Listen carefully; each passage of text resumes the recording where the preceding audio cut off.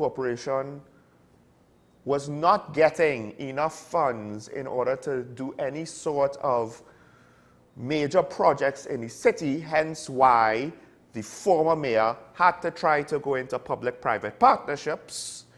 And let's just say that when you try to do things in the face of adversity, you're always going to get some people who are supposed to be on your side being part of the detractors because they don't want to be outshone. And I'll leave that there.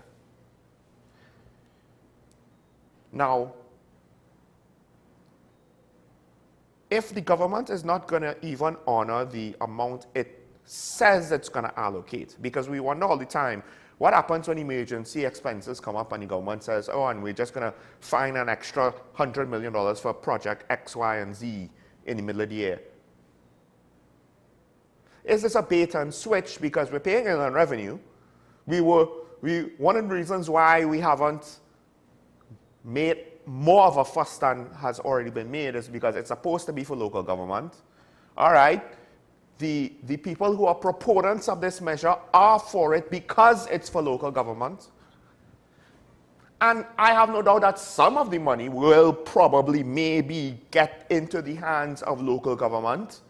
Of course, now then you have to ask, will it get into the hands of all local government bodies or just some? You all know who the some might be. Depending on who wins the next election, that could change, of course. But rather, money is going to be paid, but not all money is going to be released. Despite indirect assurances, I don't know if the promises made were strong enough that the government would feel enough shame, because they have proven their shamelessness over the last couple of years at the very least, if not both terms of the administration. They have been at times extremely shameless. Just to borrow a phrase, to paraphrase, or to maybe not quite as shameless, just like how they are perceived as not as corrupt. So how much of this money is going to be kept by the Ministry of Finance to make up its shortfall, which maybe that was not necessarily the intention a couple months, a couple years ago, but given the way how things go in, given the minister's own testimony in court with regards to the Revenue Authority and the need for it, I could very easily see where our property tax for local government dollars will be going into, well, central government's coffers to do whatever it is they feel they need to do, like pay more grants in order to get more political patronage, maybe. So, at Inland Revenue, there's already concerns, uncertainty about the processes, about the lines, about where they're supposed to go.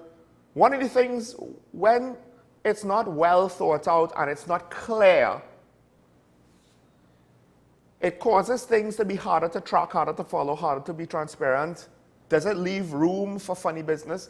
I don't know. And then on top of that, there are other concerns because, believe it or not, as far as I'm aware, the people who are complaining about the situation, trying to pay their money at Inland Revenue before the deadline, does not include the people who haven't yet gotten an assessment, who don't even know what they're supposed to pay.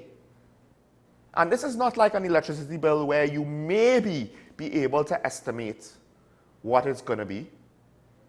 And let's not forget, this is not the time and place to say, well, just pay what you think it is. Who has the excess liquidity, the spare cash to just pay something?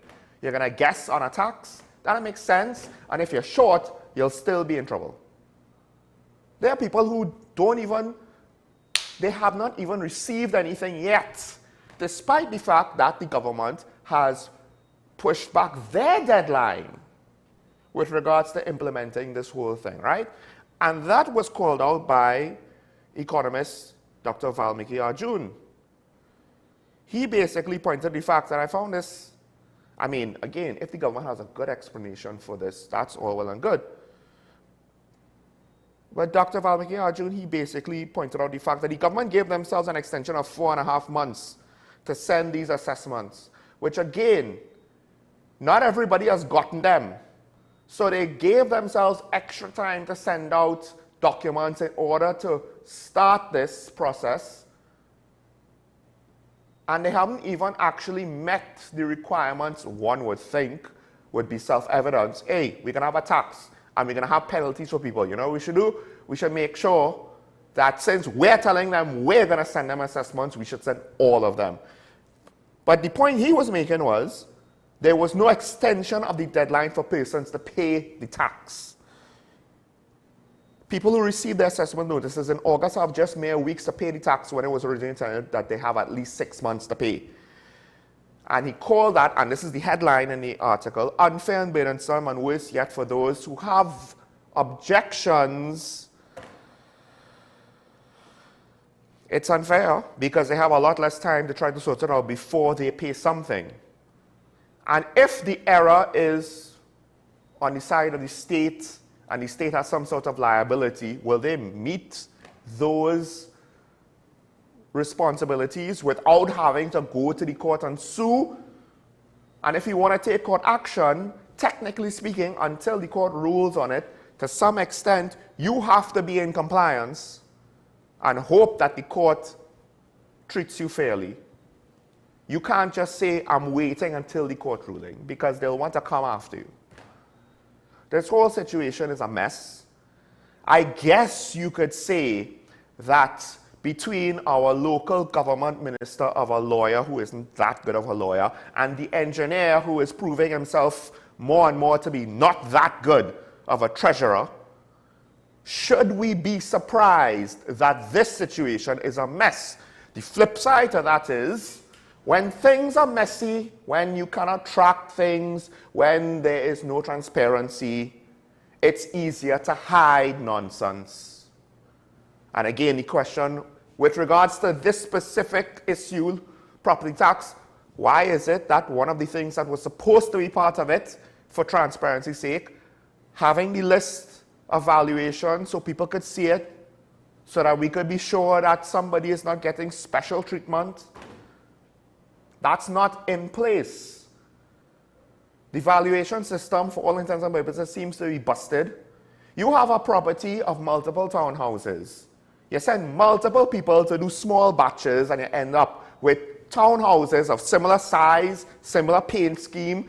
They were built at similar times. They're on similar land. The dimensions are practically the same, and yet the valuations are widely different. And it was almost like if they really don't want people to be able to compare their valuations with others. And my house to my neighbor's house, that's hard to compare. But my townhouse to my neighbor's townhouse, which is literally smack dab right next to me, we share a wall, we share a design, we share an address, we have the same amount of grass. If we have a lawn, we have the same number of parking space, we have the same number of bathrooms and bedrooms. Brings up a lot of questions, right? But like with the breaches in the process for the Auditor General's report, the breaches in the process of the merit list, who enforces these laws? Government doesn't care about crime because to some extent one could argue they blatantly breach legally defined processes that have no subjectivity to them. And this whole property tax now, they have implemented it themselves, so Lord only knows how many holes have been baked into this legislation. All right, we'll leave that there.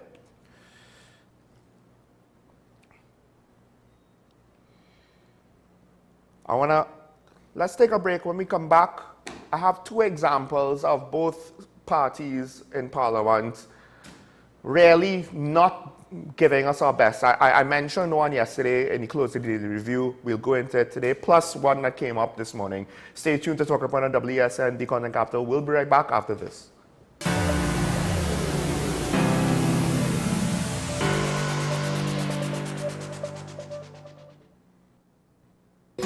Take some time for yourself or spend some time with the family at Sandy Point Village Hotel. Enjoy our various studio and suite apartments, self-contained with their own kitchenettes and Wi-Fi. We also have our famous 100-foot swimming pool and our beachfront restaurant, the Steak and Lobster Grill. And our location in Crown Point puts us near the center of activity from the nylon pool to the local nightlife. Call us and make your reservations at 639-8533, 389-2378 or email us at sandypointvillagehotel@gmail.com. Transform your home with PCU Plus. From stylish furniture to the latest appliances, we have everything you need to create your perfect space. At PCU Plus, we offer fair prices and affordable financing options that are cheaper than hire purchase agreements. With convenient locations in San Fernando, Tobago, Arima, and our lifestyle showroom in Barataria, you're never far from the best deals. Visit PCU Plus today and discover why we're the top choice for quality furniture and appliances. PCU Plus. Quality you trust, prices you'll love. Visit one of our locations or find us online to start transforming your home today.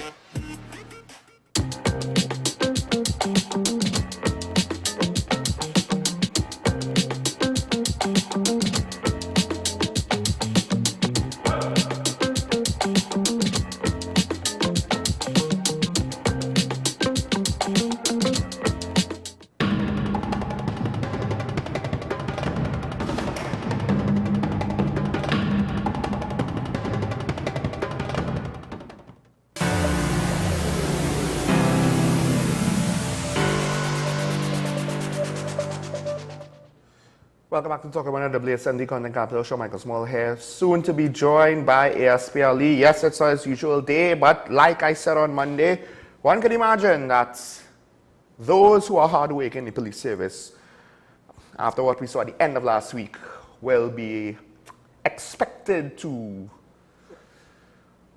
do some work at the start of this week. So, I don't know if he could necessarily tell us about what he may or may not have been busy with. Maybe it was an exercise, a conference, who knows. But that said, we do have a couple of other things to get through before we get to the ASP. One of them being the fact that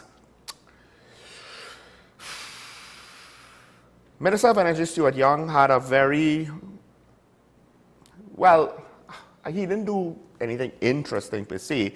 It was interesting that he chose to make a statement with regards to the Indian businessman Naveen Jindal, who is said to have pulled out of negotiations for potentially purchasing the Petrosian refinery, pulling out of the bidding process.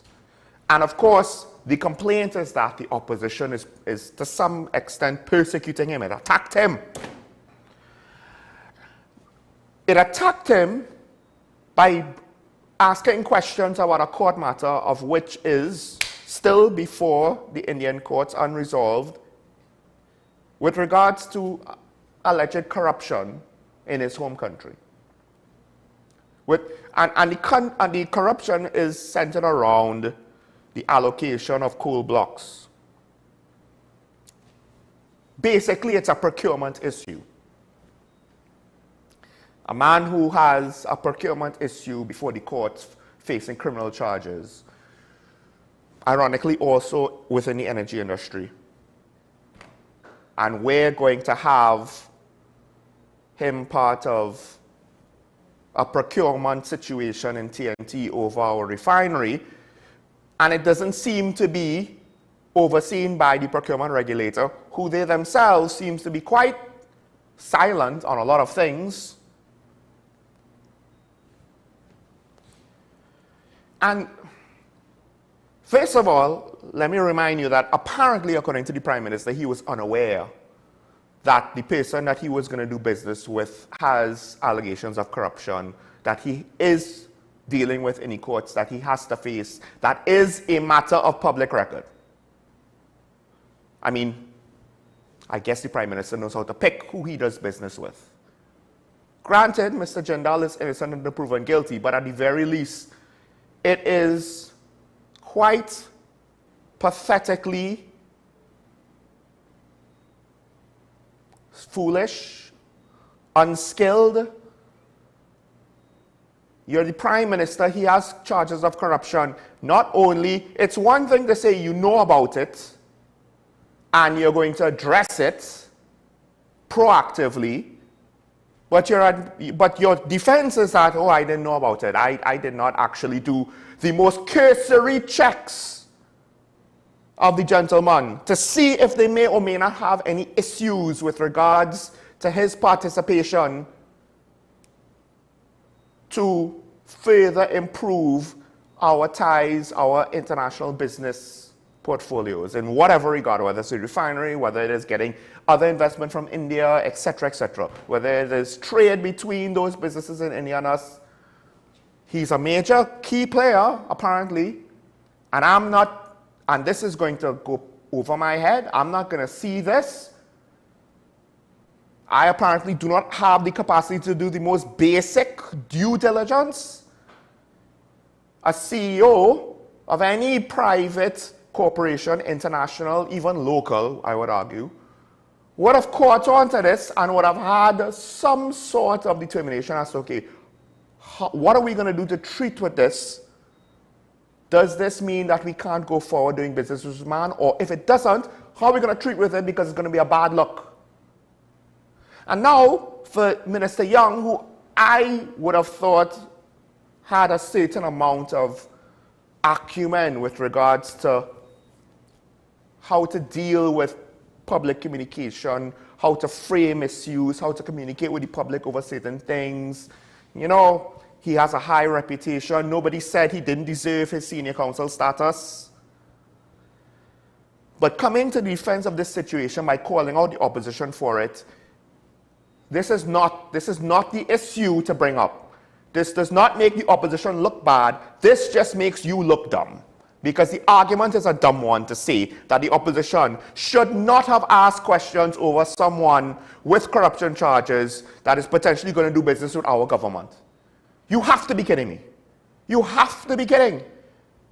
And for the most part, a businessman of that stature, unless he is someone accustomed to corruption, and I'm not saying he is, but usually people who are accustomed to taking shortcuts will not necessarily have to think things through. But I believe, let's just say for the sake of argument, he is not someone who is accustomed, that is to say Mr. Jindal, of taking shortcuts. He is accustomed to thinking things through. He didn't think that if he tried to get into business with a foreign government, critics and watchdogs of said government will not look at the very public matter that he has to deal with in his home courts and not have questions.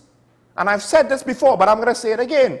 How thin-skinned was he? Or was that just an excuse? Maybe Mr. Naveen Jindal looked at the cost-benefit of Petrotrin, you know, and he didn't want to say, you have a poor product here because of how you handle this matter, because of the debt saddling this refinery. Maybe he didn't want to say that. So he just used the opposition as an excuse, and now the government is trying to roll with that obvious excuse. But to me, it's just a dumb argument to bring up, and it makes the government look foolish, stupid, and silly, because if the situation was reversed, does anybody think that Dr. Keith Christopher Rowley, as opposition leader, would not be lambasting the wicked UNC government for trying to go into bed with a man who already has corruption charges before the courts in his own country? And then use that to segue into the corruption of the UNC? Just because we may not like the UNC, we may disagree with the UNC, we may have issues with the UNC, that doesn't mean to say that everything they do and say is wrong. There are a lot of things that I don't like about both political parties. I don't say that everything they do is wrong. This is a waste of time argument that just makes you look silly, not the opposition. And coming from Minister Young, it's disappointing. There are other people in Parliament on the government bench who, if they said this, that would be a little bit more par for the course. But coming from him, way to just chip away at your reputation yourself with an unforced error. I don't know if you need to be backing up the Prime Minister, but hey, the flip side is true. Everything that they say is not right. Meanwhile, I want to get to the flip side, because the other side They had a faux pas of their own. This one more recent. So, corruption. The opposition, of course, is going to look for things to see, hey, where could we find examples, evidence of government corruption? And opposition MP Dr. Rudal Munilal, he may have found an example, but unfortunately, he himself did not necessarily do enough due diligence. Let's be generous. Let's assume he did some, but he didn't do enough. And now, regardless of whether or not he may have gotten an example of corruption, it's undermined by the fact that he misidentified the person involved. It's unfortunate, from my point of view, in that I can't be sure of the truth of his argument now because he has such a major mistake at the center of it. Am I supposed to just assume, well, okay, he made that mistake, but everything else he said is 100% accurate? That's kind of hard. More importantly, even if I am willing to, take that step, is the country willing to take that step? Should the country be willing to take that step? I don't know. I don't know if I'm willing to say that we should collectively. Because what happened was, Mr. Munilal, Dr. Munilal was critical of Karen Rose. Unfortunately, that's Karen with one R. Whereas the person who is linked to the company that he has alleged to be involved in some amount of corruption with the awarding of a contract to build a box drain by HDC, that is James Karen Rose with two R's on the Karen. Not the same person. And if you're going to get such a detail wrong, some people might say, well, oh gosh, the names are close. Yes and no. You are an opposition member of parliament. You're a lawyer. I believe you have a doctorate. I believe you're part of the Joint Select Committee of National Security. And whether it's official or not, whether the senior people in the opposition party, you can't be making these rookie mistakes. In fact, rookie parliamentarians cannot be making these rookie mistakes. They just can't. Not at this level. At this level, silly mistakes have dire consequences, or can have very easily dire consequences. So while I'm going to say the government's MP, Minister of Everything, Stuart Young, why are you still fighting on this Naveen Jindal situation? When what the opposition did was reasonable, because I did it too. So one could say I can't be hypocritical. It can't be okay for the media to question the situation or the opposition. The opposition here comes and they can't even get all their facts correct before they want to make accusations, which, remember, a lot of the times when these accusations are made, we don't have physical evidence in our hands to say that it's proven 100% true. So now when the HDC says, we don't even have a contract with this company. In fact, the stuff that you're presenting to the public didn't have an HDC letterhead, it's fake. Well, his argument, unfortunately, is undermined because he didn't have all his ducks in a row. He did not cross his T's and dot all his I's. And I'm just like, what are we doing? One of the headlines, one of the stories this week is that there's no B team in the UNC. I would argue, why is it that our entire parliament seems to be government or opposition, from the speaker and the president, maybe not the president, but the speaker on down? Why is it that it seems like the entire parliament is just B-tier players?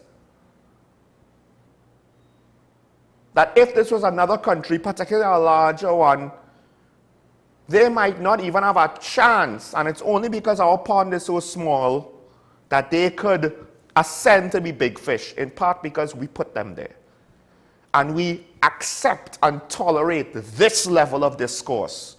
And then want to talk about the importance of, because with regard, if PNM supporters want to say, well, oh gosh, our PNM parliamentarians and the honorable this and the honorable that, and we must have respect for them and the important work that they do and blah, blah, blah, and ditto for the other side. But at the end of the day, really and truly, differentiate both sides for me in any meaningful way with regards to the level of professionalism that they conduct themselves. Please, explain to me how we're supposed to be having A+ players, but we're getting B-tier results. All right, with that said, let's take the break now. When we come back, we'll welcome the media ambassador, ASP Ali. Stay tuned to Talking About WSN. We'll be right back after this.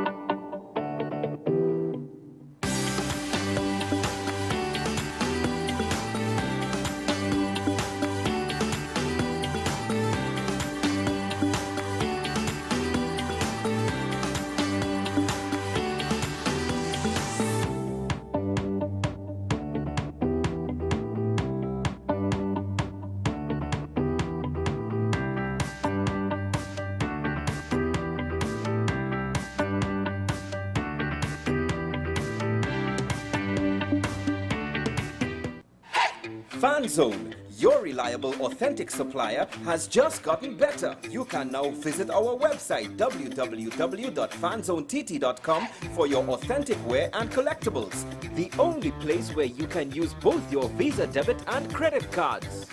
Visit our website fanzonett.com to make your purchase today. You are watching Strictly Legal on WESN Content Capital. Just give an overview of what exactly is that split arrangement.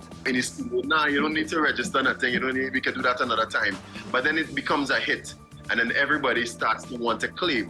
The laws that predate many of the independent countries' constitutions are going to be those colonial laws. We know there are an infinite amount of circumstances that would lead to a murder. I have a great idea and I have a great concept, but until it's actually expressed, it does not become intellectual property. Accomplishments or targets of a forensic accountant is to quantify what may have been lost.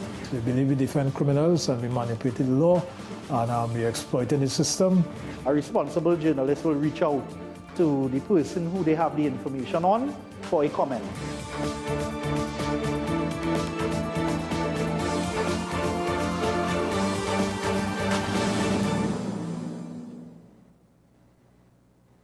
We are tackling the hard-hitting topics, some controversial topics, some topics we sweep under the rug. You don't always have to forgive in a relationship for it to move forward. If it is you are in a situation where you forgive the person, but to the detriment of yourself, what are you really doing? It is very uncommon for somebody in the younger age group to have dementia. Atheists don't not believe. Is that I can't disprove God, but you also can't prove God, so we cannot have a stalemate. We'll focus on the woman who's being the victim, right, or the man who's being the victim. We exclude the children. Folks are trying to study the underlying brain mechanism to figure out how does this particular disorder happen in the brain? How is the brain processing this? Don't worry about AI, worry about humans working with AI. Are you willing to learn new skills to stay relevant for the future job market? That's the challenge that people are going to struggle with.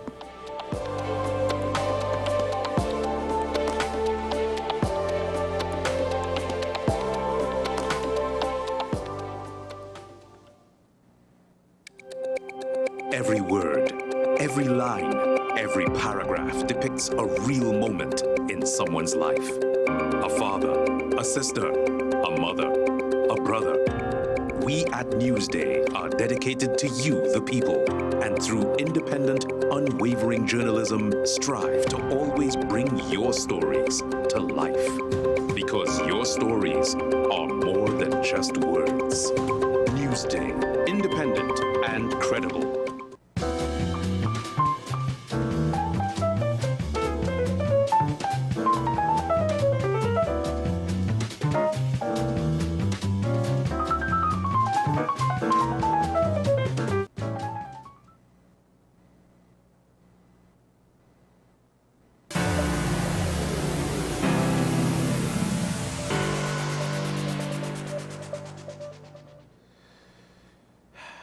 Folks, we must always remind ourselves that our media ambassadors are not the executive. So we could complain about certain things coming from the service, but they themselves are here before us to sit in the hot seat and answer the tough questions while technically not having the authority to deal with all of it. And for that, we thank them for being here. And of course, not his usual day, but our media ambassador is here today. ASP Ali, good morning.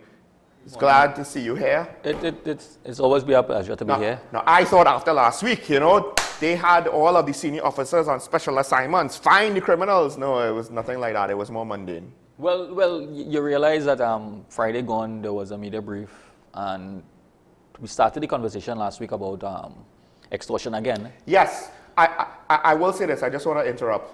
One of the few things I saw as a positive was what the commissioner said about extortion with regards to how it was going to be handled moving forward. Yeah. Because we got something new, not just, well, we'll redouble our efforts to deal with extortion, but rather we have a specific officer, yes. Mr. Smith. Mr. Smith. Well, why Mr.? He doesn't have He's a senior superintendent, Richard right. Smith. And there will be officers in the various divisions. In divisions that under his supervision, because he has a lot of experience in dealing with it. From the Southern Division, as he would have indicated that it is not something new, but our approach has to be different. Trying to encourage the public to come forward. We know that the trust in the police service is not as high. It's not as high as we would like it to be. I would just like to point out, whenever anybody politically attached with the administration is exposed publicly, like when they asked for the lawyers who got legal briefs from the government, who got government money, but the AG was like, I don't want to put them in danger. Or this situation with Mr. Rose, who was misidentified by the MP, he's complaining that he was put in danger. I would argue it's not just the public. It's not the public that don't have trust. Even in government, as much as they want to say it, they don't have trust in the situation. Let me just say, they don't have trust in the situation. I think holistically, we are also facing the brunt of trust in our institutions. And because of the fact that the police service is a key institution within the organization, within all the organizations that makes up Trinidad and Tobago. When you have distrust and you don't have some confidence in institutions, we fall into the category at the same time. But our uniqueness is that when you don't have trust in the police service, for want of a better word, in the context of how we do the front line, and because in some situations, yes. We are the front liners, the guardians of the law and the guardians of the we are guardians of the law as well as the guardians of the public, ensuring that law and order continue. Yeah, and safety, right? And security. And safety and security. So when the general public and the citizenry does not feel that we are doing what we are supposed to be doing, and they lose their little trust on us, it has a rippling effect across the board. Well, also there's the fact that, and I've said this before, it's not as though there's trust and confidence in every other aspect of the government, and it's just the police alone that the public has this big hole of trust and confidence just focused on the police.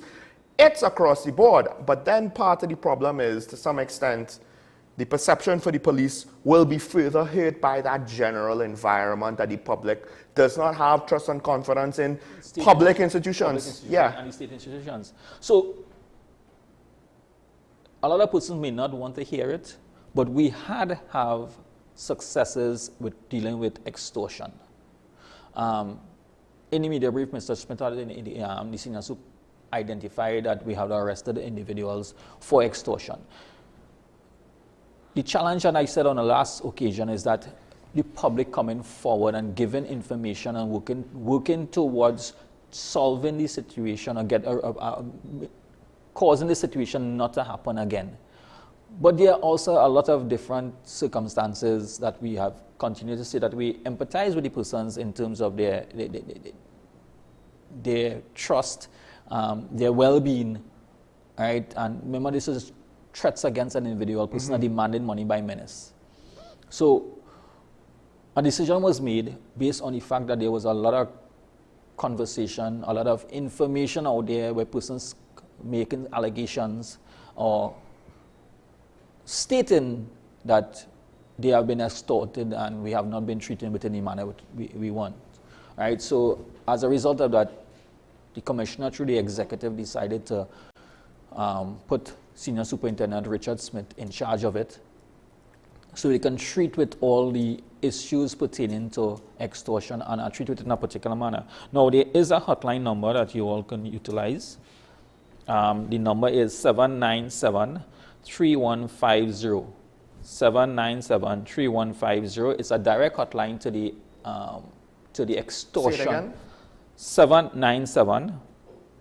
797-3150 is the extortion hotline. The officers are there are chosen specifically for this exercise and this unit. And Senior Sup Richard Smith chose the individuals because he's one of the individuals. He's leading the team, and he wants to make sure that the team that he's leading is competent enough to treat with all of these extortions. Just want to tell the director, I have the number up on the rundown. If you could update the lower third so that we could have that number on display throughout the segment. But with regards to extortion here now, and people need to understand that one of the issues is some might be tempted, oh, I don't trust the police, so I'll just pay. But once you start paying, that's a slippery slope that could get steeper and steeper, and the consequences could get worse and worse. And in part because this is not like a business transaction where you could potentially either go to the person who you owe money to or go to the court to ask for some release for some reasonableness. If they say that we need $50,000 next month, you need to find $50,000. Otherwise, you could end up in the same place that people who refuse to pay and did not go to the police end up. Exactly. And sometimes they start off very small. They don't go to the hefty numbers early. Right. They start very small to try to rope you in. And in our words, from a technology term, using you know about phishing. Right. Right. So technically, it's a phishing type of. It's almost like they want to see how much they can get from you, so they keep increasing it. So they incrementally raise the monies, the taxes, as the case may be, and that is how it is. So they always come and say, okay, you pay first, and once you start to pay, as you say, once you start to pay, it starts to escalate till it may reach a position where the monies that they're asking for, you really realistically can't pay that anymore. And it's never going to be a one-time payment. No, it never be a one-time payment. So to some extent, businesses need to understand, this is money going out. This is an extra expense at a time when some businesses, not all, are struggling to survive. And it's not as though, at least I don't know anything if this happens to be true, but it's not as though a big corporation, a big holding company has some street criminal coming into the office and say, let me speak to your CEO, trying to extort them. Well. Although it's technically it's still possible. There's a possibility of a lot of things happening with respect to extortion, because when you hear the complaints or the reports that is made, not to the police on sometimes, but been made via third and fourth party individuals, so it's information that we are receiving that these things are happening. Now, the victims are not coming forward. Not all victims are coming forward. And we are trying to urge persons, because we created a dedicated hotline with a group of officers specifically there to treat with this. This may give the appearance that the appearance at this point in time that we see this as very important, very critical, right? And we put a measure in place to deal with it directly. We expect to get we expect reports to come in, because there's a level of confidentiality with the reports initially, and then it will be treated from that manner. Now, we are hoping it falls within the same parameter as when we created the domestic violence unit. Yes. When we created the domestic violence unit, there was an outcry when we got a lot of reports. Right. Because the confidence that persons and victims felt treating with specific individuals who are trained to treat with domestic violence situation, we got an influx of reports, it clearly indicated that there were a lot of reports out there that persons didn't have the trust to come and report it, but our numbers started to increase. Yes. So you must always look at it from a two perspective. Is that the numbers would have increased because persons willing to come and report the thing, so we could treat with it. Right. So I am hoping in this context, because of all the number of reports that we are getting, not directly from victims, but from all the third parties and all the information coming from all different quarters that extortion is taking place, and we know extortion is taking place, that the victims will come forward, give us an opportunity to treat with it, as Mr. the Senior Super indicated.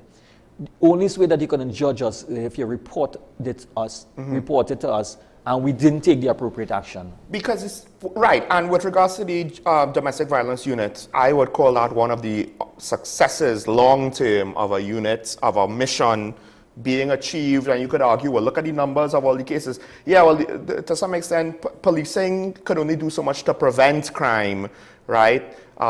Actually treating with crimes and investigating it, that's one of the main metrics that you should start with. With regards to extortion, one of the things that I find interesting, and I guess it's in a way similar to the domestic violence situation being underreported, but with domestic violence, an incident usually is isolated. Or if it's not isolated, it's not like it's going to be one person is perpetrating 56 cases with multiple different households, right? That's not the case. Well, with extortion, you can potentially have a few people doing a lot of crimes. Exactly. And you need the information from each instance to help build up the case, right?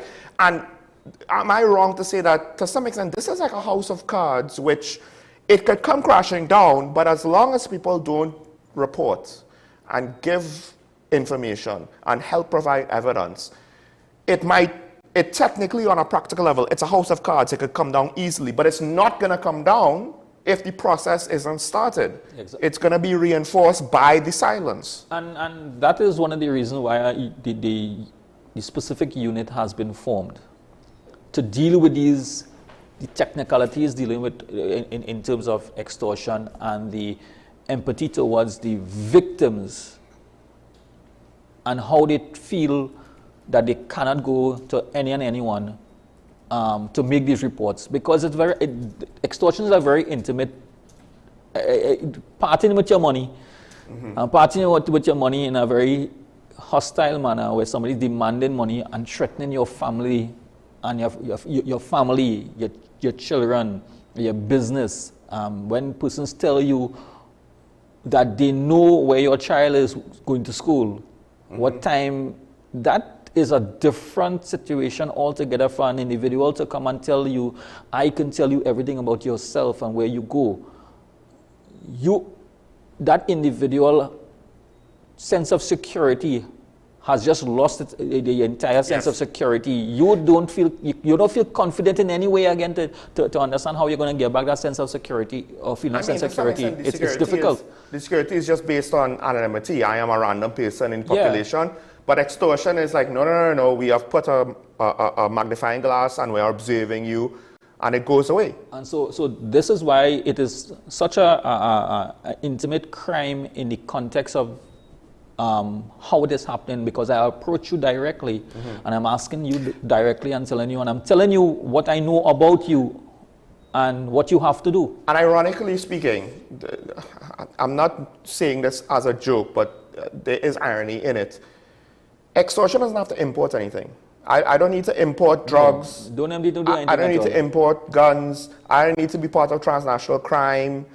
I don't have a lot of expense. I just need to find my targets. Not to say that there's no risk behind it, but I think it arguably might be quite lucrative to these criminal gangs as long as it's not being treated. It has been lucrative because of how it happens.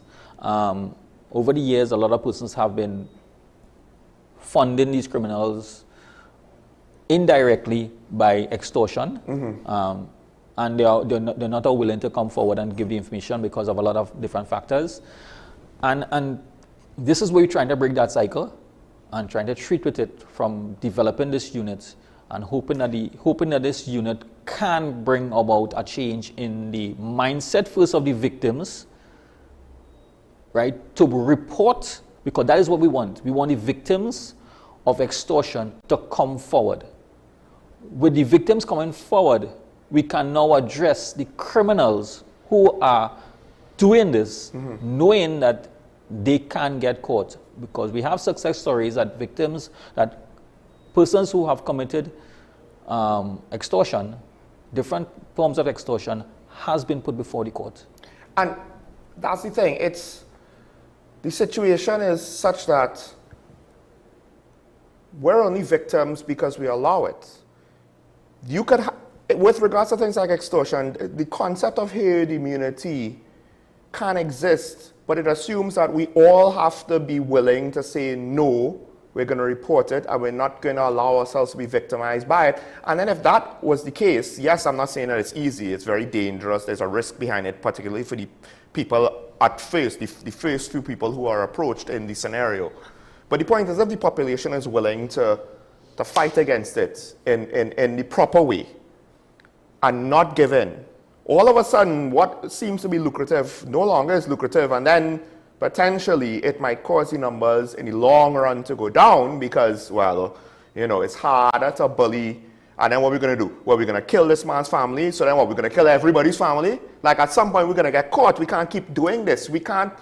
Yes, you could threaten people. You could threaten an entire community with a level of violence. But to say that you're going to actually do that level of violence to everybody in the community, at some point, it's going to get them in way too much hot water. And it's not going to be worth it to them. But we are hoping, we are hopeful that is where it would go to change the mindsets of two sets of individuals, the victims of reporting it and standing up against it, and the persons who are the criminal elements who wants to, or the persons who believe that persons got away with it, so I can try. Because it's easy, right? So we want to be able to change that. It's twofold, but we have to deal with it from the perspective of, firstly, getting those victims come forward so we can be able to identify some of the elements, the criminal elements. What you said is correct. We could complain about things all we want, but in this case, you can't judge a service if they're not being engaged. You can't judge the investigation of a crime that isn't reported. Yes. You can't complain that, well, you're not investigating crime, but word on the street is not evidence. It's just hearsay. Is that correct and fair to say? It's true. So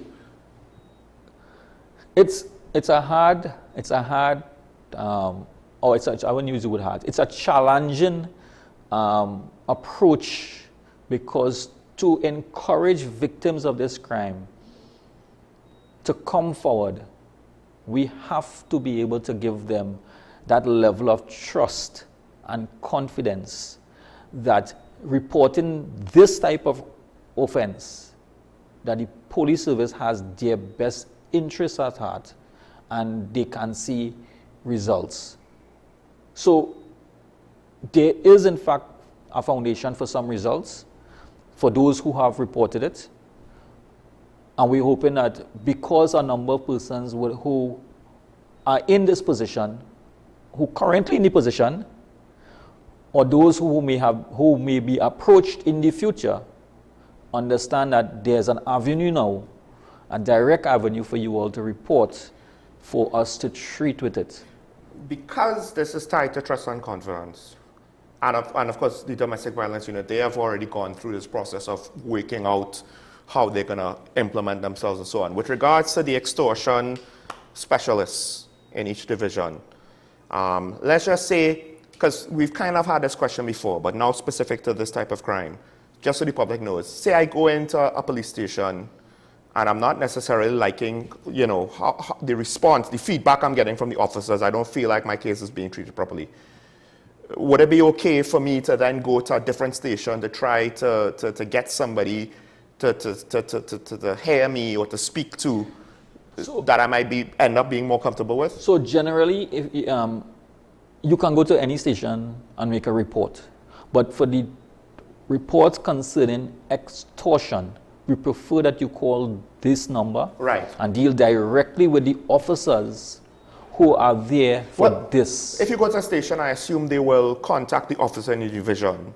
Yeah, they would. They would, right. and give you a referral. So I just wanted the public to know that if it is that you go there, and an officer says, "Let me put you on to the person responsible for it," it is not that they are pushing you away. Right. But we want those individuals who have a specific task of dealing with the extortion have that conversation with you first. Right? So they will give you a referral and tell you deal with this individual first. Okay, well, with that said, we'll take a break now and we'll come back, and of course you could have your questions to the ASP. I know some of you might have a lot of hard, tough questions. He wasn't avoiding you. He wasn't avoiding you on Monday. But with that said, just remember to be respectful here. This is Talking Point, after all, on WSND Content Capital. Sean Michael Small with ASP Ashraf Ali. We'll be right back after this.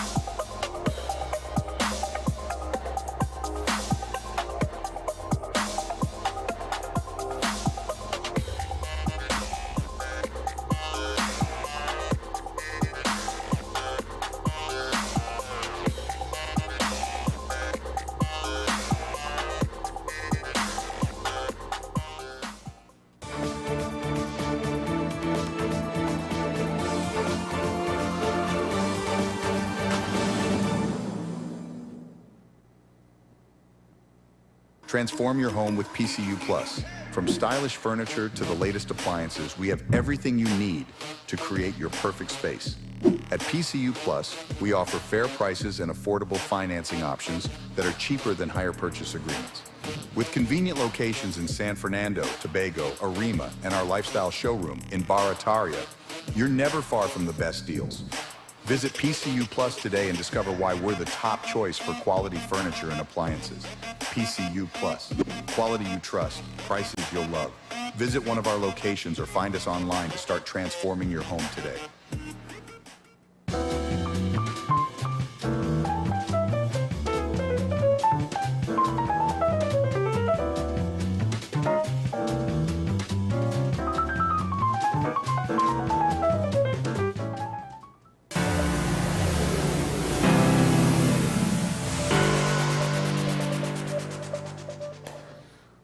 Welcome back to Talking Point, ladies and gentlemen. Of course, now the time we open up the phone lines. Yes, I know it is not his usual day, and at times people do not expect to see the ASP at the latter half of the week, but he does have a day job. This is merely the side hustle that is not paying anything.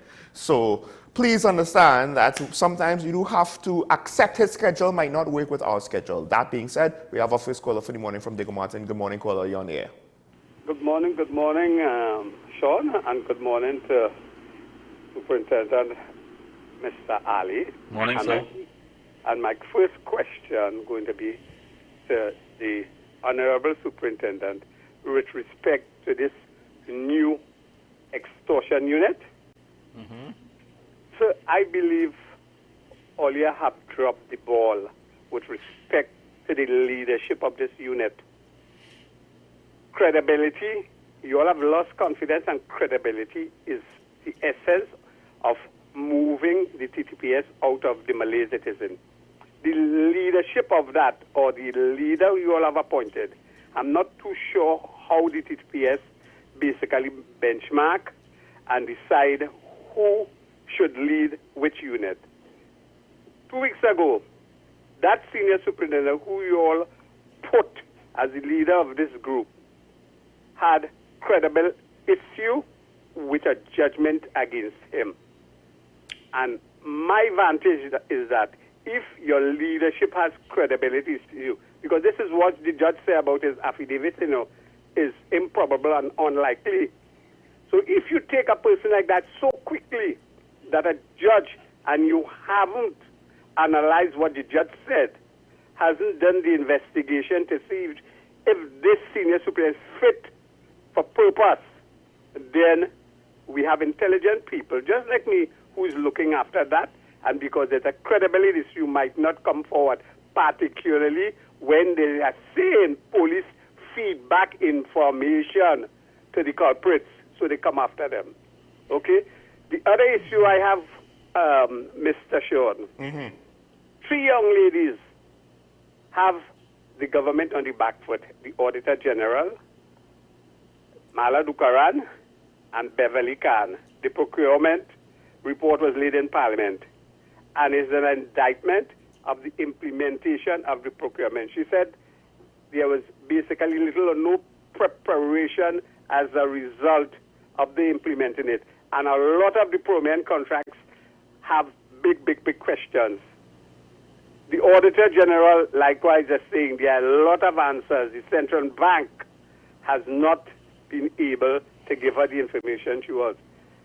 Mala Dukaran say where the leakages are for the $3 billion. So these 3 young ladies have identified real weakness. And I am going to say it might be tantamount to corruption within the current government. And I'm going back to July 2019, when they wanted to gut the Freedom of the Information Act. You see why they wanted to do? To hide all the alleged question marks on all the wrongdoing. Look now, she has gone to the Parliament to get the statement of what Colin Imbot said about her in the Parliament. And there is another issue with the Parliament again, where Ravi Balgobin has gone to the Parliament to get the extract to go after a gentleman who maligned his name, that is the MP for South. So you see, the reason they wanted to gut the Freedom of the Information Act, and they have got the procurement, is to hide something. If the taxpayers is taxpayers' money, why are you hiding the information from us? Why are you hiding all the information and all the investigation? You hiding something because it might be alleged corruption and corrupt practice. I'll go and enjoy my comments. Thank you, Golo. I will admit, I haven't necessarily looked, I have not looked at her reports or at her first report. That was wrong of me to do so. I did say, haven't really heard anything from her, well, except for this report. We'll see how it goes. I guess she herself has to pick and choose her battles, in part because there will always be some people who wonder if anything she says might be have their own agendas. That's also, unfortunately, the environment that we live in, right? Where critics will have their motives and intentions questioned. And also, if you step out, it's harder to work within the system. Some people might say, well, there's no working within the system. But yes, the reason why I said that was this whole Jindal thing has gone on, and I'm like, it seems as though procurement doesn't really have any teeth. With that said, with regard to Mr. Smith, because I did see this article commented on the situation, found that it was the overall situation was not good because it's more money of the state going out because of a ruling against officers. No. I don't know with regards to the involvement of Superintendent Smith. I would not use that ruling. Well, in a particular circumstance, in a particular matter. Okay. Where based on what was presented, the judge made a decision. That is an isolated situation, and that should not speak to the officer's integrity or his competence in leading a unit of this nature. Now, to say how we choose an individual, right? there is a process that we would have utilized, and the Executive Police Service saw that he is the best person to treat with it based on his experience and background in dealing with matters of this nature. And if it is that we continue looking at just one incident and judging an officer on one incident, I mean, it's harsh. I don't want to comment on the matter before the court and what the decision. The judge made a decision. The judge made a judgment, and that was because of that matter. But holistically, from knowing the officer and how he operates, he is an individual who has a lot of experience in this area, and based on the experience and his interaction with a lot of different business individuals, the executive decided that he is the best person to lead this lead this new unit. I will say this though, I have to be fair. Some of the line of criticisms for Erla technically could also apply here, except Mr. Smith has, for lack of a better way to put it, because I don't have much time, redeeming qualities and successes that we could point to. And I'll leave that. Don't comment. I'm not commenting. Don't comment, sir. right? I'll just say that, yes, for a job like this, being unfair, I don't know if we have the time and space in order to worry about fairness. But he does have some successes in this area. We have San Fernando waiting on the line. Good morning, caller, you're on there. Caller, good morning. Good morning, Sean. Good morning, ESPLE. Morning, sir. Two things, Sean. Let me firstly talk about this issue that you brought up with Minister Young and with respect to Mr. Jindal and the criticisms by the opposition and yourself.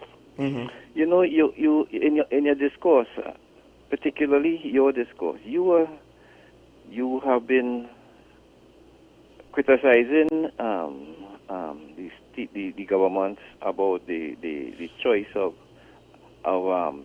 using Mr. Jindal as a preferred person for that petroleum refinery. Now you talk about the opposition did to talk about his legal issues in India. And you keep saying innocent until proven guilty. Mm-hmm, but your insinuation, Sean, this is the problem I have. Your insinuation. Let me finish, Sean. Okay, you have to let the caller finish. Your insinuation when in your discourse is the problem that I am having. Because even though you're trying to say he's innocent until proven guilty, it comes as if there's a fire and you're throwing a cup of water with a gallon of gas on the fire. And that is my issue with respect to Mr. Jindal. And your media and the media has run with this whole thing. What were the specifics that I said?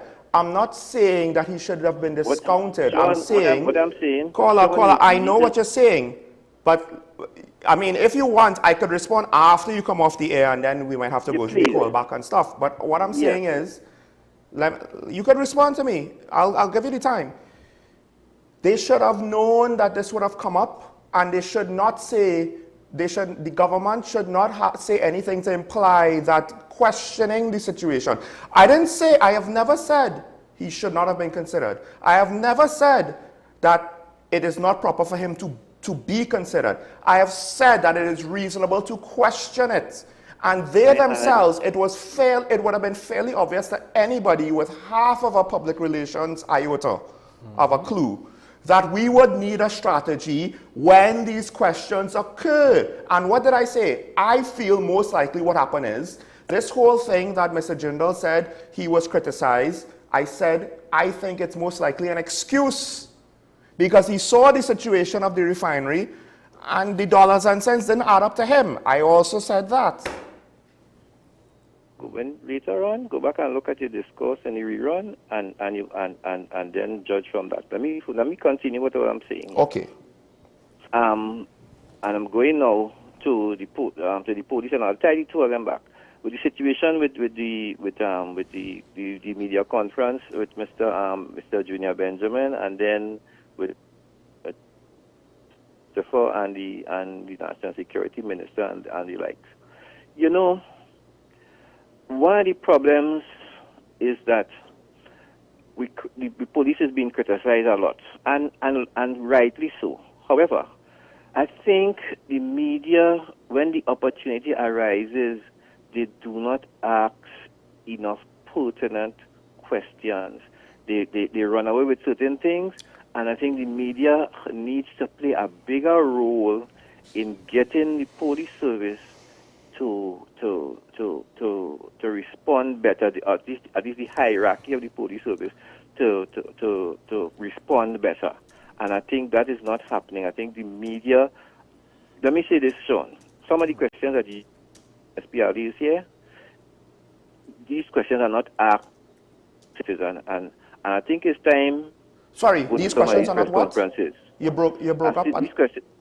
These questions are not being asked to and I think go to some of these press conferences and ask some of these questions, because a lot of your media colleagues are not asking the questions that need to be asked. And my last comment is about Mr. Smith and this new unit, this extortion unit. I'll just say this. Sometimes they have police officers what you would call fit for purpose. And I think Mr. Smith is fit for purpose in this issue. Have a good day. Thank you, caller. You might be quite right on that last part, the situation in court notwithstanding. I'll have a comment to make on the media playing a bigger role. Generally speaking, I think you're right. I just don't know if it'll work, and I'll try to explain that, but we have Trinity on the line. Good morning, caller, you're on the air. Morning, caller. Okay, something with the line and that beep. I don't know if we need to, if we may have taken that number off for the meantime. We have St. James on the line. Good morning, caller, you're on the air. Caller, good morning. Morning. Good morning to you and the officer. Morning. To the officer, what is really the difference between tax money and how we call it, the one you were just talking about? Extortion? Yeah. What's the difference? And two, the other question is, what is the normal approach from one who wants to extort you? You know, what's the normal approach? Would they just come up to you or do you go by phone and tell you would they want money, or what's the normal, discourse on that? Right. Caller, the question you asked before, the difference between taxes and extortion? Yeah, tax money. I think that's how they call it, tax money and extortion. Oh, you mean when you say tax money, by the criminals? Yeah. Well, I mean, I think generally speaking, there's no difference. It's just two different terms for the same thing. Just to add to in the laws of Trinidad and Tobago. Okay, I'll listen on the TV. Thank you, caller.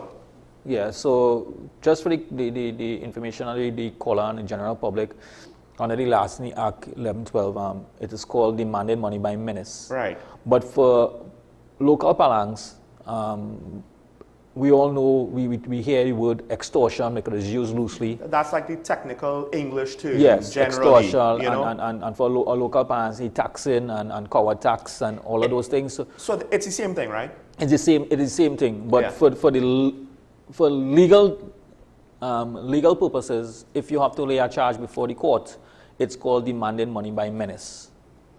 And he asked another question. I don't know if you can answer it, right? But I guess it may be useful to the public. What's the normal means that they engage to try to extort? If there is. I don't think there's they use all the avenues available to them. Right. They may do intermediates, send someone to speak to you. Some persons may do it directly. And the intermediates could be minors. It could be a number of individuals. Right. Right? It could be minors, it could be females, males, it could be somebody who associated with you. Right. Right. Who have been in that also or a victim of it, and you're approached by another victim and say, well, I have a question. If a victim does the approaching, will that cause that victim, the one who approaches, could they face charges as part of the whole operation as well? They could be aiding and abetting or facilitating this, because you have different legislation that they could be roped into. But sometimes the intention, they may have any intention to treat anything at all, but it's like saying, well, hey, you know, it have people in the area that's come across, and so if you meet so-and-so, you know, conversation, because let's be real. There's some subjectivity in the language a number of the business individuals in particular areas have been approached over the years, businesses, and sadly, they may be approached by multiple persons from different groups, right? And it's someone saying, well, hey, you pay me, and I can make sure that the other ones, I go protect you from the other groups, and the other group will come and say, you pay me, and I protect you from the other group. So at the end of the day, you are victim from both sides. Although with that said, and I'm not saying that we've reached there, but one of the signs that I have warned about on this show of when society breaks down is when, generally speaking, businesses start to look to one of those parties to defend them against all the others on a serious way, and it actually turns into a mercenary arrangement, not an extortion arrangement. We do in fact had unofficial reports of these type of things happening. That is why we are saying we are fully aware of the context in which these things happen, and the nature in which, and the challenges that we face, because it's both parties. Sometimes the victims sitting at the different individuals coming together, different fractions. They need protection in some measure. Yes, so it's challenging. All right, I'm going to comment on that media comment from San Fernando, but we have Laventil on the line. Good morning, caller, you on here? Caller, good morning.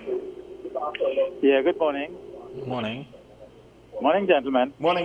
I want to ask one question. What is the protection put in place for people who come forward to complain about extortion? Okay. I will answer that directly to you, like I have been answering. I've been saying that in all our media.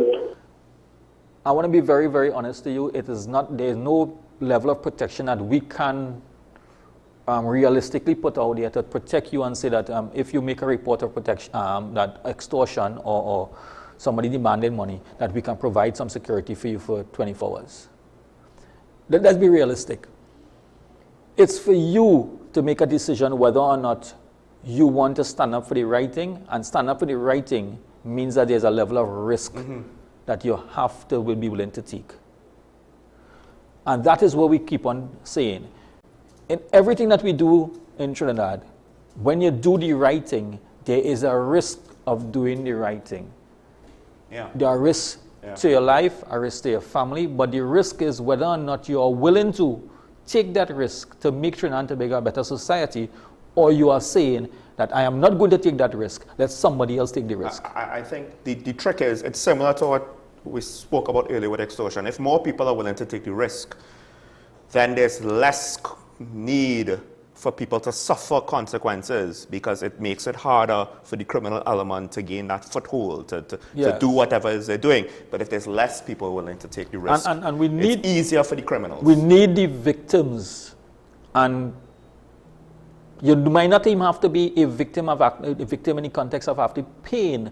If you have been approached, or you're a potential victim and somebody has approached you, come to us and report it to us, because we have that means that we are getting more information, and then we can build a better case against these individuals. I mean, it's a simple thing. If it was the case where everybody who was approached reports it, it's going to be very difficult for criminals to threaten them and say, well, we're going to attack you now for reporting it. They can't attack everybody. Again, at some point, it's not going to be practical. It's going to put them in too much danger, too much hot water. They just can't do it.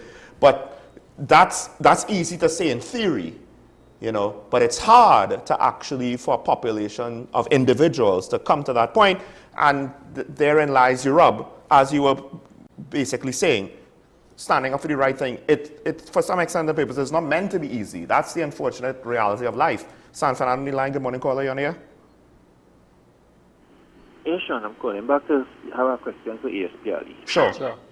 You know, ASPRE, the police service keeps talking about intelligence-led policing, right? And however, in this particular issue, I heard it from the commissioner, and now I'm hearing from you. you all are saying about this extortion issue.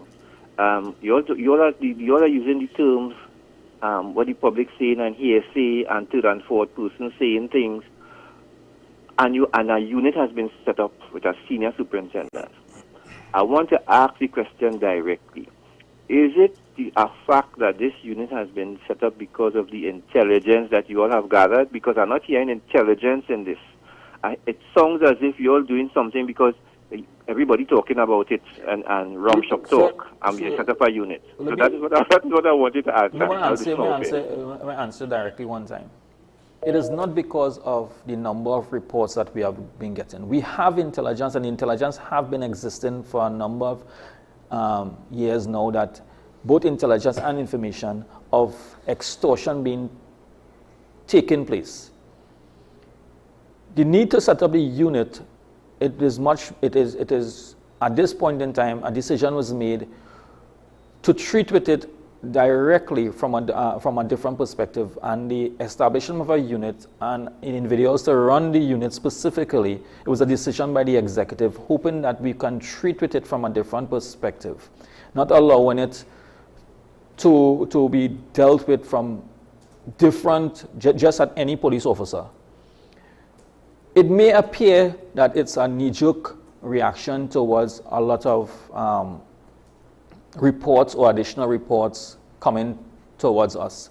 But if our intelligence and all the information that we have is in fact compounding the information that we know it is happening, we have not denied it. There's no way have we ever said that this is not happening. What we are saying is that the reports that are coming, we are getting reports from different persons. We have direct reports from the victims that we have been dealing with. We have reports from third parties and fourth parties who are saying these things we heard about this and we heard about this and this one told me about this. All of that is information pulling together for us to treat with the offense of demanding money by menace and this whole issue with extortion, because it's a prolific and a very profitable enterprise. San Fernando line again. Morning, gentlemen. Morning, New San Fernando. Morning. Last caller. Hi, morning once again. It's just a quick comment for your guests. I have noticed now on the highway and stuff, you have these guys with stuff on them selling all these stuff. Now, I mean, I understand people trying to earn a living, but what I am saying, let us not wait for one of these guys or persons to get killed on the highway, and then it's a whole different barrage. Secondly, in South, we have these young guys coming up to your vehicle doing the windscreen. Now, some of them are very aggressive. Now, can we put a stop? We have complained. The people on the cart, sir, you are in the police force. Can you all not do something? I understand everything, people want to make a living, but look at the flip side. Should anything happen to these people on the road, what is going to happen? Are we waiting for an accident to happen before we can do justice to people talking about the drivers on the road? Thank you very much, sir. Thanks to the call, and it's something that we have been observing. I'll just say this. Caller, I hate to say this, but not all of the population will be as forward-thinking as you. Because I could see it where the aggressors, the people who are being aggressive, things could eventually escalate into something. Just because it hasn't happened yet doesn't mean it can't happen. So, as I mentioned earlier, are we standing up for the right thing? Well, because the reason why I say not all the citizens will be as forward-thinking as here is, if the police did something about it, then some of them, right, will go to the media, and then the people will say, oh God, you're wicked, how you're preventing them from blah, blah, blah, blah, blah. Which, listen, to some degree I understand, right? But this caller has a legitimate concern. It is. So it is a legitimate concern, and the legitimacy of the concern is that it's a street offense. Yeah. We have been trying to deal with street offenses in the context of this, but then we also have the social issue that we have to work with. It's a balancing act we continue playing with. And if we go with the word zero tolerance of the laws, and a zero tolerance, it means that everything that we see out there that conforms to an offense under the laws of Trinidad and Tobago, we have the right and we have the authority to enforce. We are in a position right now where the laws pertaining to camouflage has been enforced. Unfortunately, the manner in which it was arguable, right? What it was a handkerchief? So I am saying it was arguable. Yeah. Right? But the authority is there to execute. So the authority is there to execute the laws on the highways with respect to these young men who are wiping the windscreens of individuals. Good? But who is facilitating? We, citizens of Trinidad and Tobago, some persons may say, do not wipe my windscreen. Some will facilitate by paying the person the money for wiping the windscreen. But we are facilitating it. Yeah. We stop on the highway at the traffic lights and purchase items for these individuals because we are saying it is easier, it is a convenience to us. So we facilitate. But at the end of the day, what are we doing? We are now aiding and abetting these persons in breaching or committing street offenses. So it's a balancing act. And it is not as simple as just simply the police service coming out and saying that every single thing that we have to enforce, because the reality is, as the caller indicated, if that individual should get bounced on the highway or get injured, a driver will be held culpable. And have maybe hot water. And it could be subjected to a civil court matter or even a criminal matter because we allow certain things to happen on the road. So it is in which case they might turn it around and sue the state saying we allow this to happen. So I agree with the caller, the last caller. It is a challenge for us in many different ways, but sometimes when we ask for the public support in doing certain things, they want to support us in some aspects of it and in not the other aspects. You see, people want to be nice. They don't want to be cruel. It makes them uncomfortable. But they need to understand that sometimes what might appear to be nice is not always the right thing. A different example would be when I'm at a food restaurant or takeaway spot and there's someone begging for food right there.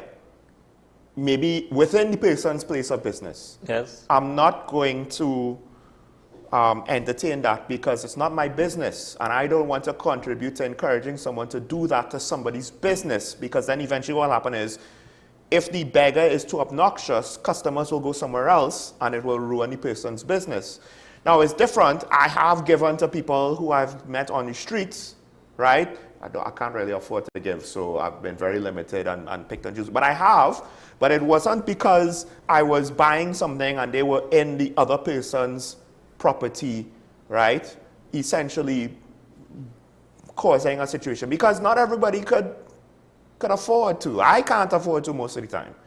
And it's similar in the sense of it might be nice, we give them a little sale, it might be nice, we give the windshield wipers a little bit of money. They're making and the argument is they're making an honest living. And the ones who control themselves, it might seem reasonable, right? What's the harm? But not all beggars will control themselves. Exactly. Some homeless people, they might be on something. Yeah. You know, they might be, I mean, just this week I saw someone randomly shouting on the street, although in his case, a police car came down the road flashing and he was very quiet while they were passing, right? But he was cussing up a storm, just standing outside on the street corner. Yeah. Right? So we can't assume that, okay, well, these boys wiping the windshields who are polite, they're all going to be polite or they will always be polite, because eventually somebody, and listen, if you observe trends in businesses, right? At one point in Tobago, all of a sudden everybody had a half oil drum barbecue grill on the side of the road selling barbecue chicken, right? Because people follow what they think is making money. So eventually, even if all of the current people wiping windshields are polite now, and she's saying that not all of them are. No, it is not. At some point, more and more aggressive people who are not going to be concerned about image and who are going to feel entitled and who are going to be more and more aggressive. And then, if there's an incident now, all of a sudden, the general public who generally might have said before, oh God, leave them alone, will then complain, well, you didn't do nothing about it and this happened, right? Now, with that said, I do want to give one last quick comment. Mr. Stefano mentioned that the media needs to be better, in part to help the police with regards to accountability, perception, transparency, all of those things. And I understand that. In principle, sir, you are very much correct. You are very much correct. Here's my one concern. On a practical level, I don't know if it'll actually work, given the current tenor of how these public relation things goes. The media ambassadors will hold up. That's why they face the fire. But just notice, before that press conference on Friday, there was a press conference from the police on Thursday, and the commissioner wasn't there for that one. And that's all I'll say about that, right? I don't think that the executive will necessarily respond in the way that we would want them to respond or that we would think is reasonable. And that's the unfortunate reality that we face. And politicians do the same thing, and that's why, you know, who is selected is important.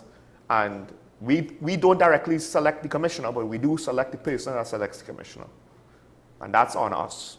With that said, we are way over time. Thanks to all of the callers for calling in. And thanks to ASP Ali for joining me. I know it's not a usual day, but committed to coming to... It's an important message with regards to extortion, I think. I know people might say, well, you want us to do your job for you. But no, I've always said we do have to do our part. And it's not Trinidad and Tobago. I just want to say that we have to decide what type of society we want. There you go. With that said, folks, make today a good day. As my colleague, Mrs. Shah, always would say, remember your allegiance to the Republic and to each other. Stay safe out there. We will see you tomorrow. Bye-bye.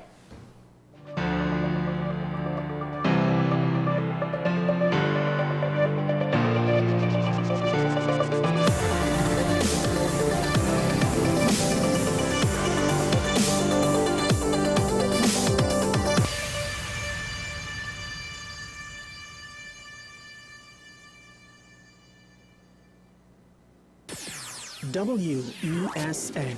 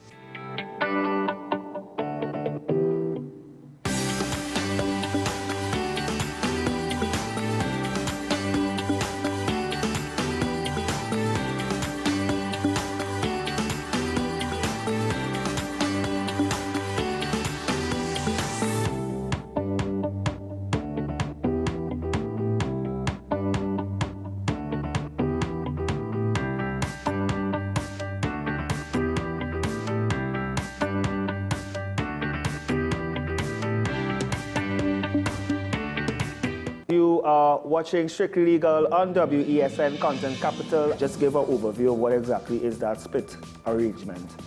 Nah, you don't need to register nothing. You don't need, we can do that another time. But then it becomes a hit, and then everybody starts to want to claim. The laws that predate many of the independent countries' constitutions are going to be those colonial laws. We know there are an infinite amount of circumstances that would lead to a murder. I have a great idea and, I have a great concept. But until it's actually expressed, it does not become intellectual property. Accomplishments or targets of a forensic accountant is to quantify what may have been lost. We believe we defend criminals and we manipulated the law and we exploiting the system. A responsible journalist will reach out to the person who they have the information on for a comment.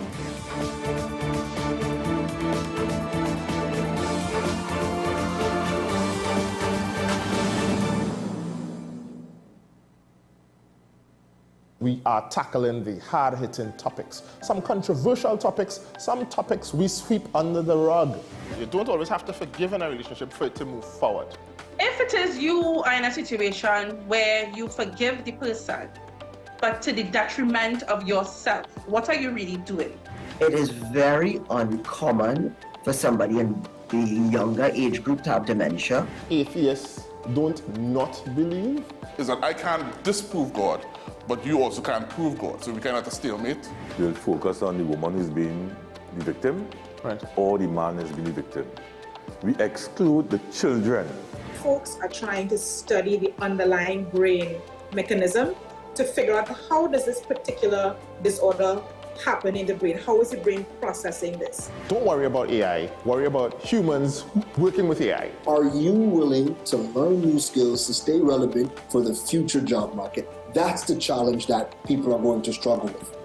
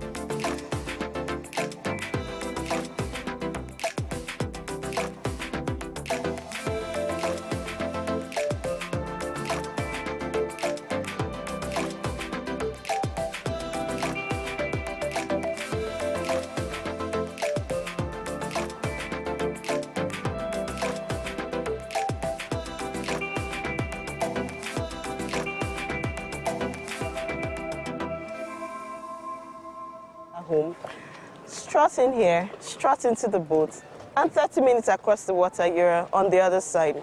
It's way easier. Flanked by the lagoon and the Atlantic Ocean, Lagos has long used its waterways as an alternative to the megacity's chaotic roads.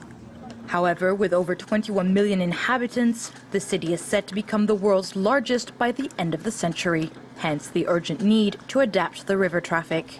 Over the next 3 years, a project partially funded by France and the EU aims to develop 15 ferry routes as well as upgrade the jetty system and the dredge routes. The State Ministry of Transportation is now developing very actively the rail and the water transportation services. We believe very strongly that this will boost the current percentage of water transportation from about 2% to almost about 10%. For experts, the Lagos government will have to take important measures in order to make the water traffic environmentally and financially sustainable.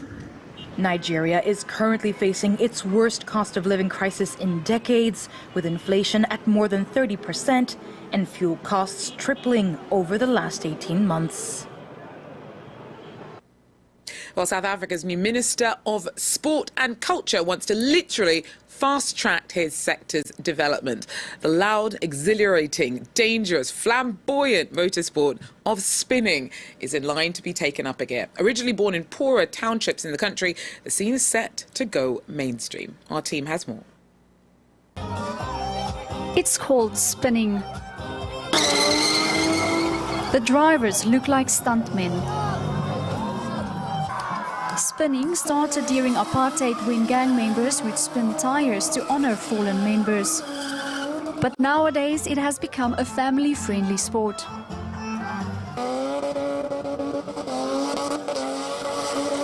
For this motor enthusiast who organizes competitions across the country, it's time to make the sport professional. It's been growing and just been snowballing so fast. We would like to see more corporates get involved to back, because the sport does cost a bit of money. You're using actual vehicles that you need to build, like any race car or any race competition. Amateurs believe that legalizing these competitions will enable them to help vulnerable young people. This is something that we were supposed to do years ago. At least our kids will now be off drugs and off the street and busy with drag racing. And there'll be so much for the youth to look up to, so much for the youth to do. Spinners are gaining traction on social networks. The French TV network Canal Plus even came to South Africa to make a series about them. The new Minister for Sport and Culture, who himself has a past as a gang member, said he was proud to see the international spotlight on a South African sport. I'm going to make it a national sport. We've already budgeted money for it. The federations has already been registered. It's going to be one of our exports. Thank you. According to the minister, this motorsport will be officially recognized before the end of the year. Well, Madagascar's pristine waters make it one of the best kite surfing spots in the world, and locals want more fans of the sport to know it. Seaside communities are banking on the promotion of their water sports credentials to boost the local economy. Our Gael Borja went along to take a look. Sakalava Bay has everything a kite surfer could dream of. Winds that average 25 knots almost all year round, beautiful reef breaks and a flat, shallow lagoon. Despite these uniquely perfect conditions, the site is little known among practitioners of the sport. Today, two of kitesurfing's biggest stars have been invited to promote Sakalava Bay in a bid to draw more visitors. I would compare Sakalava Bay to Brazil or Hawaii or Gran Canaria, and I think it's also almost better than those world-class spots. It's amazing here. You've got flat water and beautiful waves, wind every day, so definitely one of my top.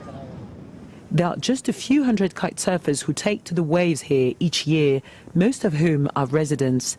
Better-known destinations like Brazil attract some 320,000 kite surfers annually. Despite this, the 20-odd kite surfing schools in the bay have proved a valuable source of income and inspiration for the local village.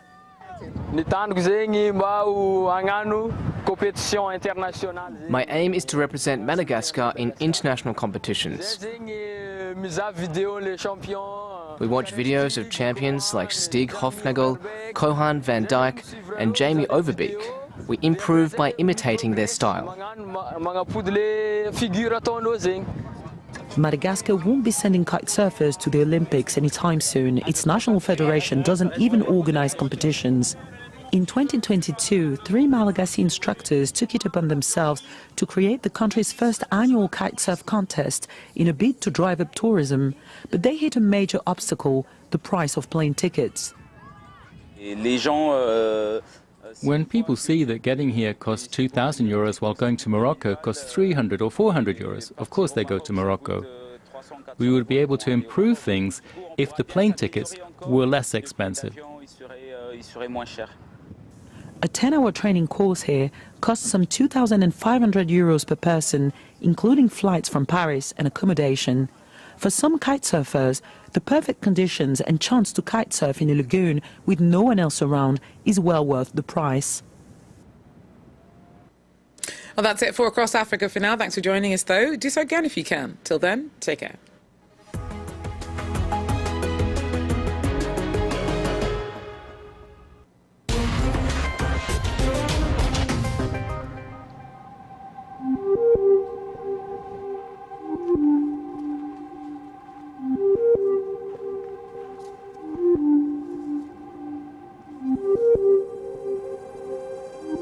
When I saw that he is, I was shocked, I was devastated, so I was crying a lot because so he's pale, he's thin, I saw his just empty eyes, and it's terrible, it's really terrible, and I understood that he saw really a lot, that he was tortured.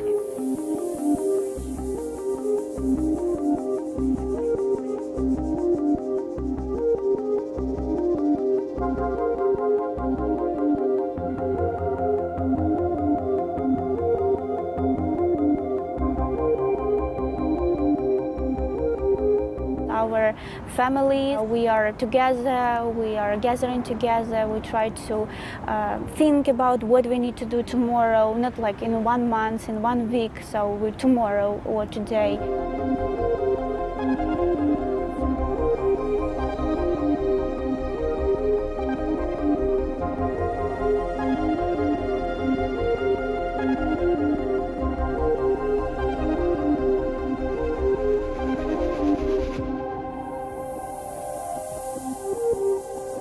Це наші захисники. Вони зробили багато і роблять. Забувати про це гріх. Що я відчуваю, це безмежна вдячність, повага, шана. І це бути тут – це найменше, що я можу робити.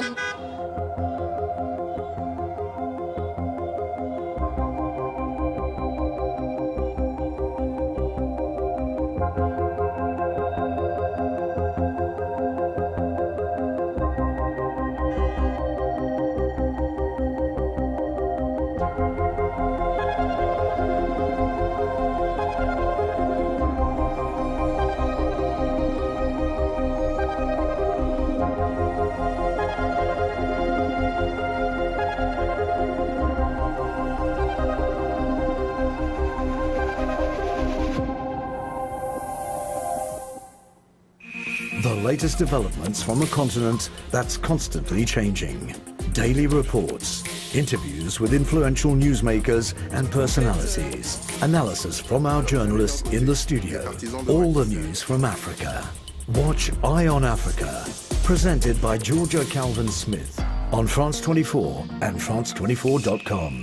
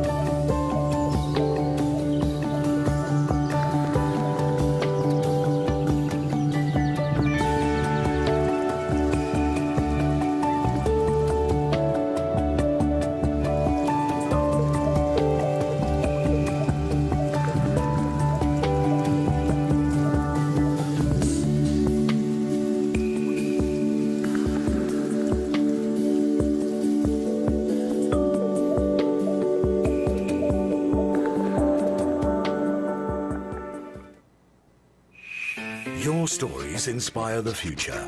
Your daily lives create the news.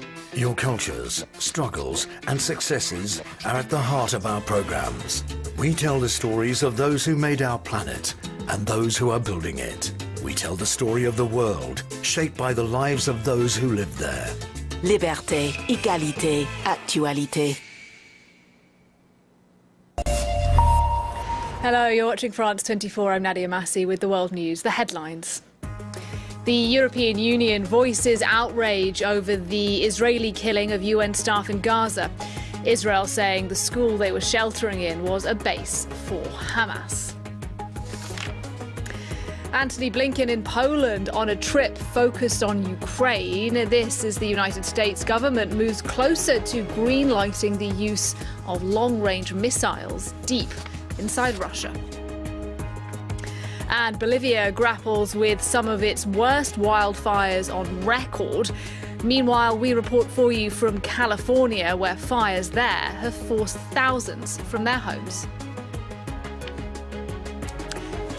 Now, also coming up, one small step for man and perhaps one giant leap for businessman. The billionaire Jared Isaacman has become the first non-professional astronaut to walk in space.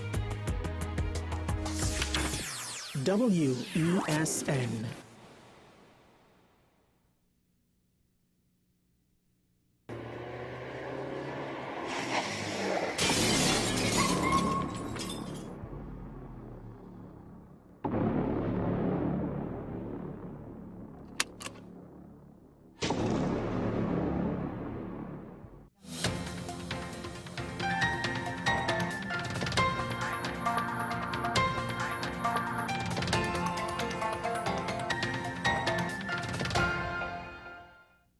is your WESN News on the Hour. I'm Naomi McNish. Thanks for joining us. Here are the headlines.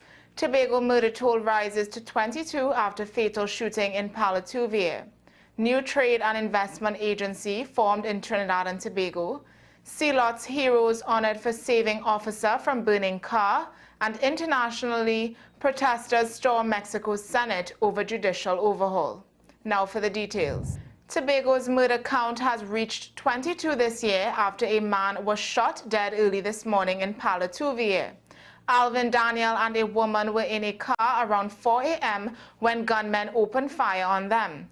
Daniel was rushed to the Roxborough General Hospital where he was pronounced dead. 3 state agencies, INVEST-TT, Export-TT, and Creative-TT, have merged to form the Trinidad and Tobago Trade and Investment Promotion Agency. The government says the new agency aims to streamline services and align with international best practices to boost trade and investment. Chairman Franco Costello confirmed the agency's board met for the first time on August 14th, adding that operations of the former agencies will remain unchanged during the transition period. Existing contacts and agreements will continue with further updates expected soon. 2 Sea-Lot residents, Deshaun Hamilton and Terrence David, have been recognized for their bravery after rescuing a police officer from a burning car on the Beetham Highway last week. The East Port of Spain Development Company praised the men's heroic actions after learning of the incident. Despite the risk of the vehicle exploding, the men pulled the officer from the wreckage following a crash near Production Avenue. East Port of Spain Chairman Helen Maureen commended their courage, stating it was deserving of recognition. Internationally, hundreds of protesters broke into Mexico's Senate as lawmakers debated a controversial judicial overhaul plan backed by President Andrés Manuel López Obrador. The plan, which would make all judges elected, has sparked widespread protests, with critics fearing it could undermine judicial independence. Protesters forced a temporary Senate recess after they entered the chambers, clashing with police. The ruling Morina's party is pushing for the reform, which passed the lower house and could soon head to a vote in the Senate, despite opposition and concerns from both inside and outside the country. Well, that's News to the Hour on WESN. I'm Naomi McNish. Thanks for watching.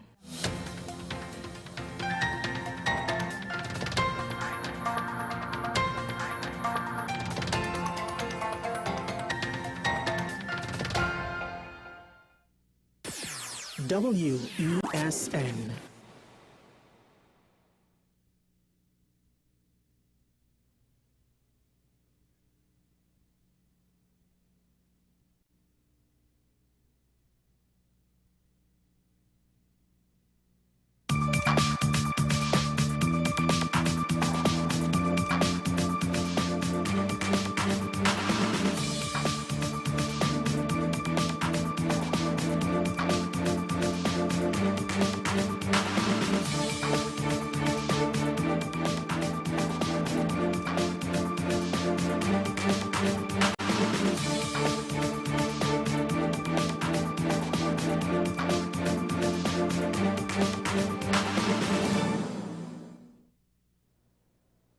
Good day and welcome to this week's edition of Strictly Legal on WESN Content Capital. I am your host, Rondell Dono, attorney at law. Once again, I'm happy to be here. Once again, I'm happy to bring the law and you. And of course, this program is to educate, inform, and to entertain.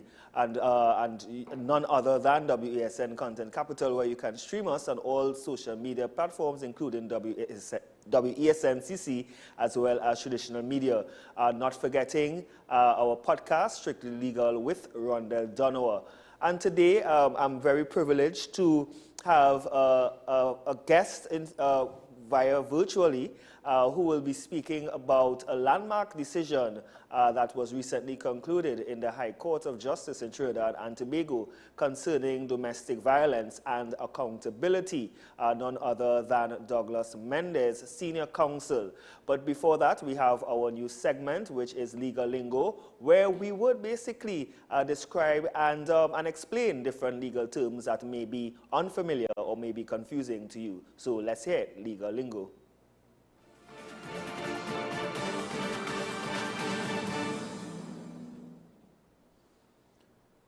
Our legal word for today is precedent.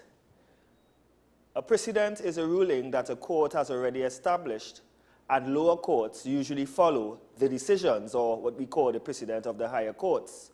Precedents are used to settle similar legal matters by applying cases and legal issues that have already been decided by a court. And in its context, of course, this case that we are going to discuss would have established a precedent. And if it goes through without an appeal, let's say that this case has been fully decided. Yes, it has been fully decided, but let's say there's no appeal, there's no further decisions. Therefore, courts of a similar nature may apply these principles. Or let's say, for instance, the matter has been appealed and the appeal has upheld the decision of the lower courts, then the lower courts will have to take the decisions of the higher courts. So that is precedent. So let's take a break and we'll be right back with more.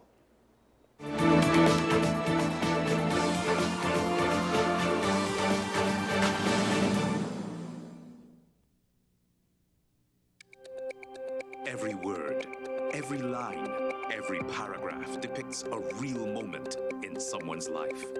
A father, a sister, a mother, a brother. We at Newsday are dedicated to you, the people, and through independent, unwavering journalism, strive to always bring your stories to life. Because your stories are more than just words. Newsday, independent and credible. Take some time for yourself or spend some time with the family at Sandy Point Village Hotel. Enjoy our various studio and suite apartments, self-contained with their own kitchenettes and Wi-Fi. We also have our famous 100-foot swimming pool and our beachfront restaurant, the Steak and Lobster Grill. And our location in Crown Point puts us near the center of activity from the nylon pool to the local nightlife. Call us and make your reservations at 639-8533, 389-2378, or email us at sandypointvillagehotel@gmail.com.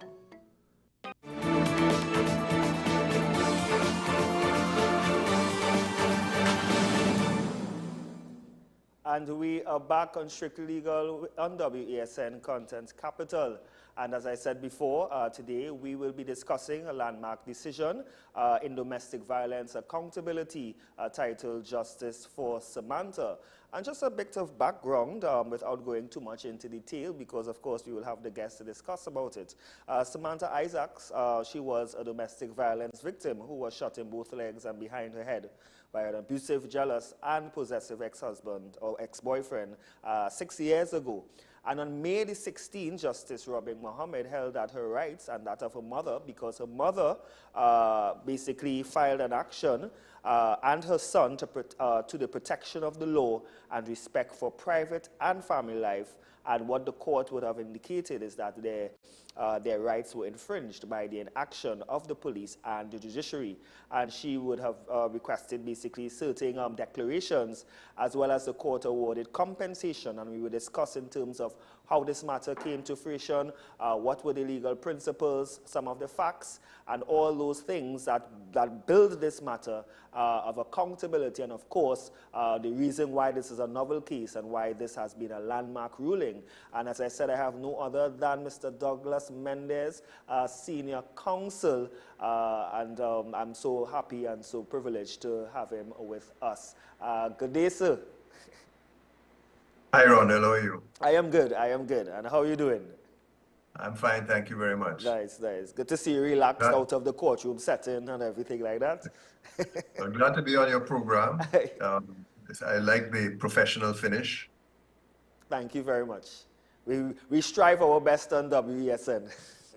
All right, so let's go right into it.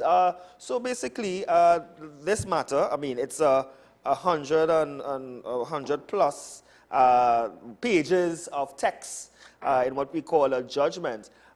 This matter is an application that was for redress in accordance with certain sections of the Constitution by the mother and, of course, the next friend, and we will discuss what the next friend is of the victim's, the victim's son against the Attorney General of the Republic of Trinidad and Tobago for certain compensation or certain declarations. Can you just basically summarize what this matter basically was about? Okay, essentially it was about the failure of the state through the police service and then through a magistrate who was tasked with hearing an application for protection order under the Domestic Violence Act. The failure on their part to essentially do what was necessary to protect Samantha's life from her partner in circumstances where she had a relationship with him starting in around 2012, and it ended with him killing her in December of 2017. And during that period of time, she was subject to abuse, physical and emotional abuse by him. There were occasions on which she reported his behavior to the police. And eventually, in the months preceding her death in December 2017, she approached the court for protection. But essentially, the responses both from the police and from the court was much less than what would be expected in modern-day Trinidad and Tobago, with a up-to-date Domestic Violence Act, which is designed to provide this sort of protection. But essentially, the state failed her, and she died at the hands of an abusive and violent partner.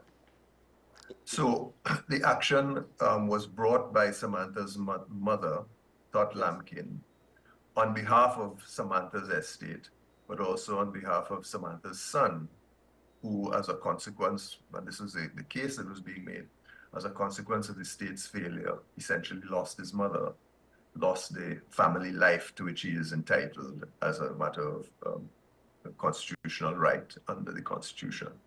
So it was a proceedings essentially seeking to hold the state to account for their failure to take appropriate action in order to protect her rights.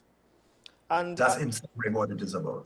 Right, and of course, I mean, there are frequent domestic violence matters that come before the court, ends up in death, and it seems to be a growing trend in terms of what we consider in action of whether it's the judiciary or whether it's the police. Now tell us, what makes this case so novel and what makes this case different from any other type of matters, I mean, that may have resulted in domestic violence and death, ultimate death? Well, I'm sure that it is no different from a number of cases in which domestic violence resulted in the death of the victim.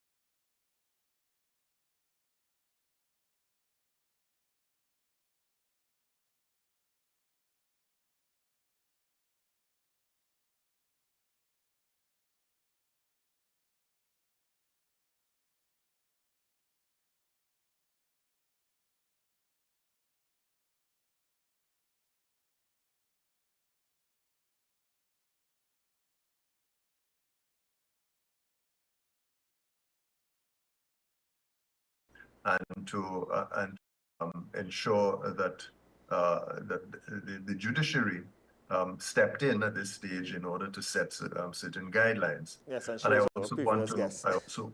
I also want to acknowledge as well the extraordinarily gifted work that was done by Mr. Clay Hackett, who was a junior in the proceedings, and a lot of the case law that was brought before the court was as a result of his research. You might say that I was just the window dressing. I presented the case.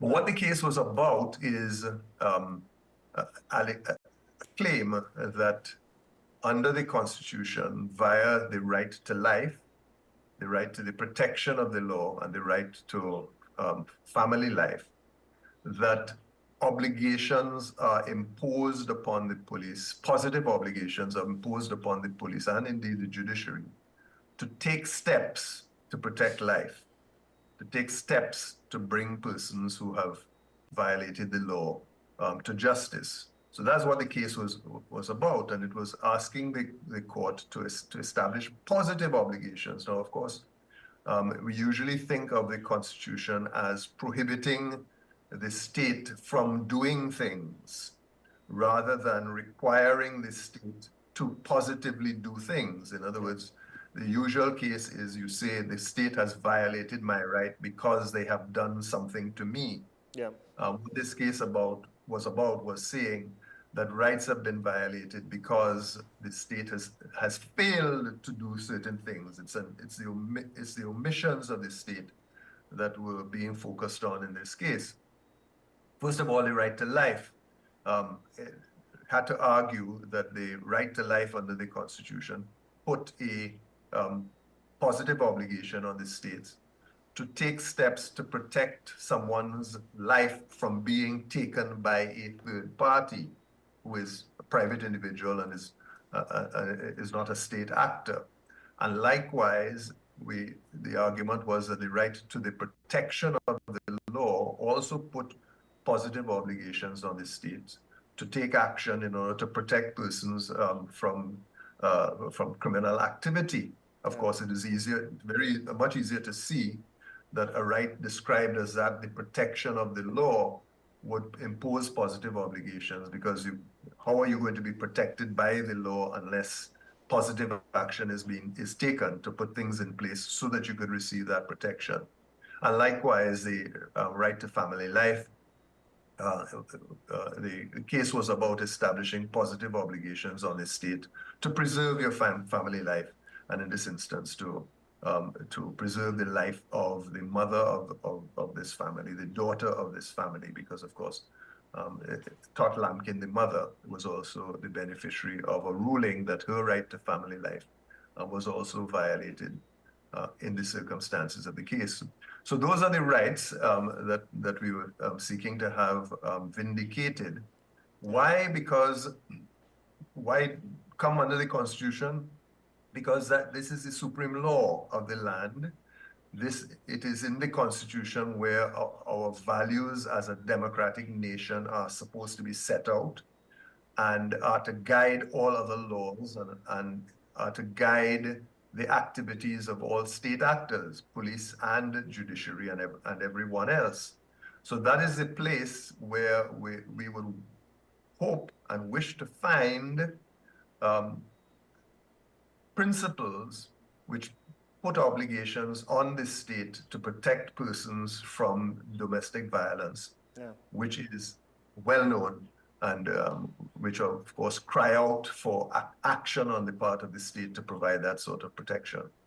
And did you use any sort of, whereas yes, we're dealing with all the rights to protection of the law, that was your argument, right to respect of family life and also right to life. What international human rights principles did you espouse in your arguments, if any? Well, as you would know, and as the audience would know, there is a basic principle that in construing the rights under the Constitution, which are, of course, are expressed in very broad language, it is permissible to have regard to Trinidad and Tobago's international obligations in fleshing out exactly what these very broad words used in the Constitution mean. In other words, you assume that the rights that are declared in the Constitution would be consistent with our international obligations. So in that regard, there are a number of international conventions that Trinidad and Tobago has entered into, two in particular, the Convention Against Discrimination Against Women, the CEDAW Convention, and also the Inter-American Convention Against Domestic Violence, that is referred to as the Belen de, forgive me if the Spanish escapes me, but they're both instruments that Trinidad and Tobago has entered into on the international plane. Is it the Belém do Pará? Belém do Pará? That is correct, Yes. yeah, Belém do Pará. Thank you very much. In which Trinidad and Tobago is essentially promised to take positive action to protect women against domestic violence, protect vulnerable persons in a family against the domestic violence of others. That is what, those are the international obligations that we have undertaken, and then they have had rulings under these conventions, particularly in relation to domestic violence, fleshing out the obligations of the state, in particular, establishing the obligations of police when reports of domestic violence have been made to them. Essentially, they must investigate. They must exercise due diligence in carrying out their duties to ensure that the requisite level of protection is offered. Of course, there were also a number of cases from the European Court of Human Rights that we relied on under the European Convention on Human Rights, which of course is incorporated into the British system through the Human Rights Act. So there are a number of cases as well dealing with the police obligations under the convention where there are reports of domestic violence. So we relied on those precedents on the international plane, and the judge accepted that it was appropriate for him to rely on those precedents, and in interpreting the obligations under the Constitution. Now, if I want But to, yeah, go ahead. Sorry. Yeah, sorry, go ahead, Ronald. I know there was a defense counsel, your colleague-in-law, who was also a senior counsel, who would have made a deferring argument as to debunking your interpretation of the Constitution. I just want you to, for the purpose of just generalizing or rather having the opposing view, can you just explain what was their opposition, or how did they argue against your case? Well, there were, you might say, the more technical arguments as to exactly what the language in the Constitution meant, but the broader opposition to imposing positive obligations on the state under the Constitution was on the basis of policy. The argument, the usual floodgates argument, that if you were to impose positive obligations under the state, then anybody who suffered as a consequence of the failure of the police to prosecute someone would be able to bring proceedings under the Constitution and alleged and claim damages for that. That the argument was that that would impose an impossible obligation on the police, that out of fear of being sued, the police might prosecute in circumstances where they otherwise might not prosecute. And accordingly, it was the argument was that this was a step that the judiciary ought not to take to impose obligations that might hinder rather than promote the detection of crime. That essentially was the argument that was put forward. The judge was not persuaded, obviously, because the test that had been, or the tests, plural, that had been established by the decisions on the international plane that we relied on, including decisions from the UK Supreme Court, established the threshold test at a fairly high level. In other words, it is not any report that is made to the police and the police don't act that might result in a breach of the Constitution. In this particular instance, the requirements are that the police, first of all, must be made aware of the threat to life, and it must be in circumstances where that threat is an imminent threat, in other words, requiring action. Yes. So the threshold test is high, but most importantly is the ruling in this case, following the international precedent, that the Constitution requires, as part of the obligation of due diligence, it requires the police to do a risk assessment when an application, when a report is made to the police station. You do a risk assessment in order to determine whether this person's life is in fact in danger. Yes. And depending upon the result of that risk assessment, then you might take action or not, as the case may be. Of course, no risk assessment was done at all at any point in time during the course of the 4 years before Samantha died. And of course, it appears that the magistrate as well made no risk assessment at all, because she, as I pointed out, was befuddled by her belief that the application was really being made to fast-track the maintenance application. Yes, so really and truly, the court took a practical approach in terms of not recognizing or not interpreting the Constitution in silo, but broadly extending to the positive obligations that are required for state entities to protect citizens. Yes, I mean the point is that the judge was very much aware of the fact that the police service is burdened by a number of reports of criminal activity.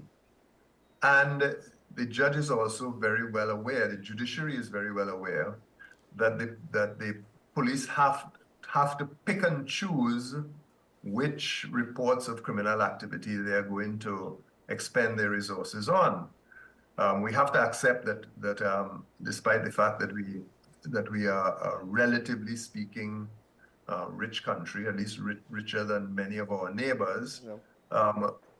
We are not like the very wealthy countries. We don't have unlimited resources, and therefore the police service may be or is understaffed and under-equipped to deal with the great upsurge in criminal activity in Trinidad and Tobago. So we have to accept, from a practical point of view, that they cannot investigate every single report of an offense that is made to them. Yeah. So that it is not on every occasion, therefore, that someone reports criminal activity to them and they fail to take action, that would give rise to a claim under the Constitution. But domestic violence is different, because when a report of domestic violence is made to the police, they know, or they ought to know now, from experience and from the research that has been done, that was referred to by the judge in his judgment, that this might be the tip of the iceberg, that this report is made, but victims of domestic violence don't report every act of violence to the police. Mm-hmm. So when one report is made, they have to realize it's because the person built up sufficient courage to make a report to the police. And it probably means that there have been other acts of violence before they reach this stage. And again, the experience should tell them that once this report is made, if nothing is done about it, then the violence is going to be repeated. Yeah. And so this is a special type of case, and this is what the judge was pointing out. Reports of domestic violence have to be treated in a different way from other reports of criminal activity, although all reports are serious. But the point is that when a report of criminal activity of domestic criminal activity is made, the police have to be put on the alert immediately that the person who is making the report is in danger, and therefore, in other words, they have to presume that they are in danger, and therefore start by doing your risk assessment report in order to determine whether they need to intervene and what intervention needs to be done. Yeah, and what is interesting is that even in part of the evidence, and I would read verbatim, whereby the court adopted into domestic law the Bmobile Convention, and basically the court noted the short title or the preamble to the Amendment Act, or to the Domestic Violence, I believe it's the Amendment Act, and the court stated, basically read, from the preamble, whereas incidents of domestic violence continue to occur with alarming frequency and deadly consequences, and whereas it has become necessary to reflect the community's repugnance to domestic violence in whatever form it may take, and further influence the community's attitude and support social change in respect of this social ill, and whereas the government is of the view that one way to achieve this goal is to strengthen legislation to ensure a prompt and equitable legal remedy for victims of domestic abuse, and then it goes to state by virtue of the Act, certain sections of the Act empowers the court to grant protection order, and then it goes on to state that there's a duty of the police officers. One, a police officer shall respond to every complaint or report alleging domestic violence, whether or not the person making the complaint or the report is the victim, and it goes on to state further subsections of the Act in terms of the duty. So the intention of Parliament was to strengthen legislation, and because of the prevailing instances of constant domestic violence abuse. So it seems to be the issue is really execution, or rather following through of the legislation by the state institutions.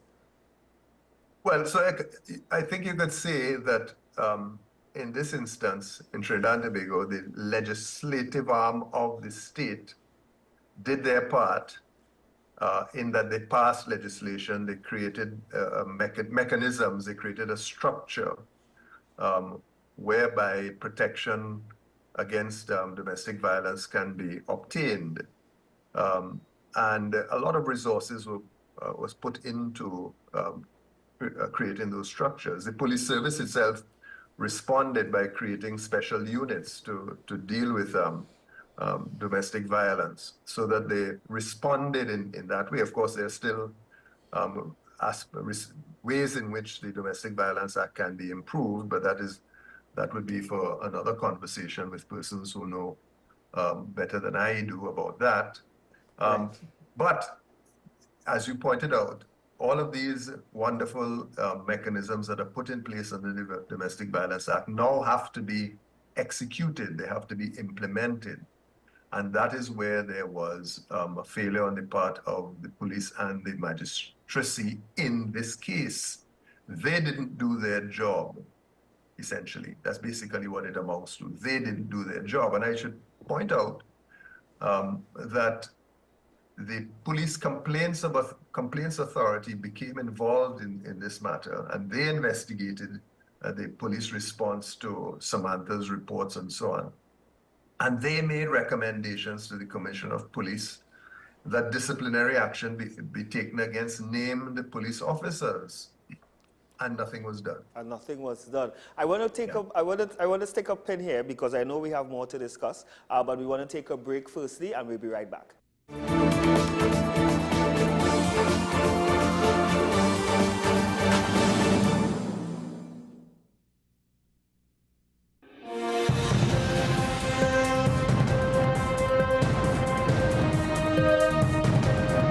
Seven is out. All day is in. WESN News on the hour.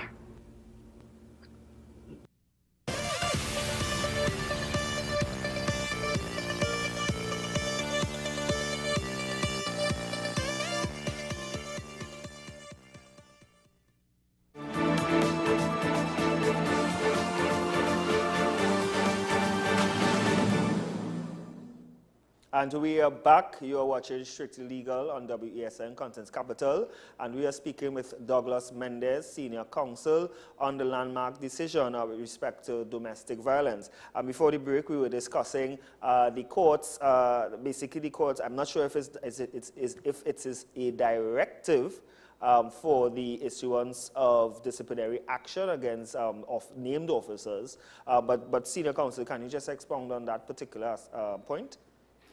No, the court didn't make any orders as far as that is concerned. The Police Complaints Authority had made a recommendation to the Commissioner of Police that disciplinary action be taken. The court referred to that in its judgment as I suppose part of the background. But I'm just mentioning it by the way that seems to be an indication that the police have not been taking it as seriously as one would prefer. Even where the Police Complaints Authority itself recommends disciplinary action, no action was taken. And do you think that by the inaction I mean, I know that well, maybe this could be cautious, but do you think by the inaction of the police service to take disciplinary action against their officers, does this in your view means that they are not taking the issue of domestic violence seriously? Well, it makes you worried that is in fact so, but whether the particular commissioner of police who was responsible for deciding not to take action has that view or not, the point is that the inactivity sends a message to the police officers involved and to other police officers that we are not really going to take these findings of failures on your part. We're not going to take them seriously. We're not going to discipline you for it. So it's sending a message, intentionally or not, to the entire police service that the hierarchy of the police service don't really consider these things to be worthy of disciplinary action. So that is worrying. And I would also think, I will also think that if disciplinary action is to be taken against officers and the police enforce those disciplinary actions, it may give a greater sense of responsibility or duty for the officers to actually do their job. Precisely. Because what the Police Complaints Authority found was that it was your failure to do the necessary investigation and, well, first of all, investigation, and then ultimately charging for criminal activity. That constitutes an act of misconduct. That was the finding of the Police Complaints Authority, and it is saying to them, take disciplinary action. But by the failure of the Commissioner of Police to do anything about it, he's saying to police officers that it is not an act of misconduct to fail to do your duty in these circumstances. Yeah. So the message is that there's not going to be any repercussions against us when we fail to take action. The repercussion would be, as this case now demonstrates, a claim against the state for compensation for the violation of constitutional rights. So when the court ultimately puts a dollar figure to the violation of rights in this instance, then that money is going to be paid not by the police officers themselves out of their pockets, but by taxpayer. So once again, although you're successful in this case, none of the police officers who were responsible for the dereliction of duty that this case demonstrates are going to suffer personally. So there's no message being sent to them directly that they have to do their job better. Yeah, and tell us, I mean, there was a suggestion of alternative remedies in this action. Can you just explain what alternative remedies were there or they were noted to be rather than following this particular course of action? Okay, so what was being suggested by the state was that instead of coming under the Constitution, they're saying that Samantha ought to have, first of all, appealed the decision of the magistrate for failing to issue the interim protection order. or to sue the police in negligence for their failure to take action. Why must they do that? I mean, you are in an incensed environment. I mean, that is cost. That is a lot of emotional trauma. I mean, well, exactly. I mean, the point is that the Domestic Violence Act has been designed in such a way that victims of domestic violence can go to the court and make their own complaints without the need to hire a lawyer to do so. Because if you're going to hire a lawyer, you have to pay for that. And from a broad perspective, why should you have to be paying a lawyer in order to protect your life? That's the state's responsibility. So the legislature did their part by making it possible for persons to make applications to the court on your own without involving a lawyer. But again, the presumption is that when you go before the magistrate is going to protect you. The magistrate is going to take steps, appreciating that you don't have legal advice and so on. And at the very least, issue an interim protection order. If it turns out that there are some legal issues that need to be resolved, as opposed to just making findings of fact, well, then lawyers might become involved. But the whole point is that the whole design of the legislation is that you don't have to incur the expense of hiring a lawyer. So the state was arguing, well, you should have appealed. Well, it's very difficult for a layperson to appeal. Yes. Because you have to know the procedure, you have to know the time limits, you have to know what documents to file, and the registry of the Court of Appeal is not set up to process those appeals easily on the part of laypersons. So again, the suggestion is that you need to go through the legal expense of appealing to the Court of Appeal in order to get redress in that way. And likewise saying, well, you ought to bring an action in negligence. But the point is that all of this was after the fact. All of this was after she had already been killed.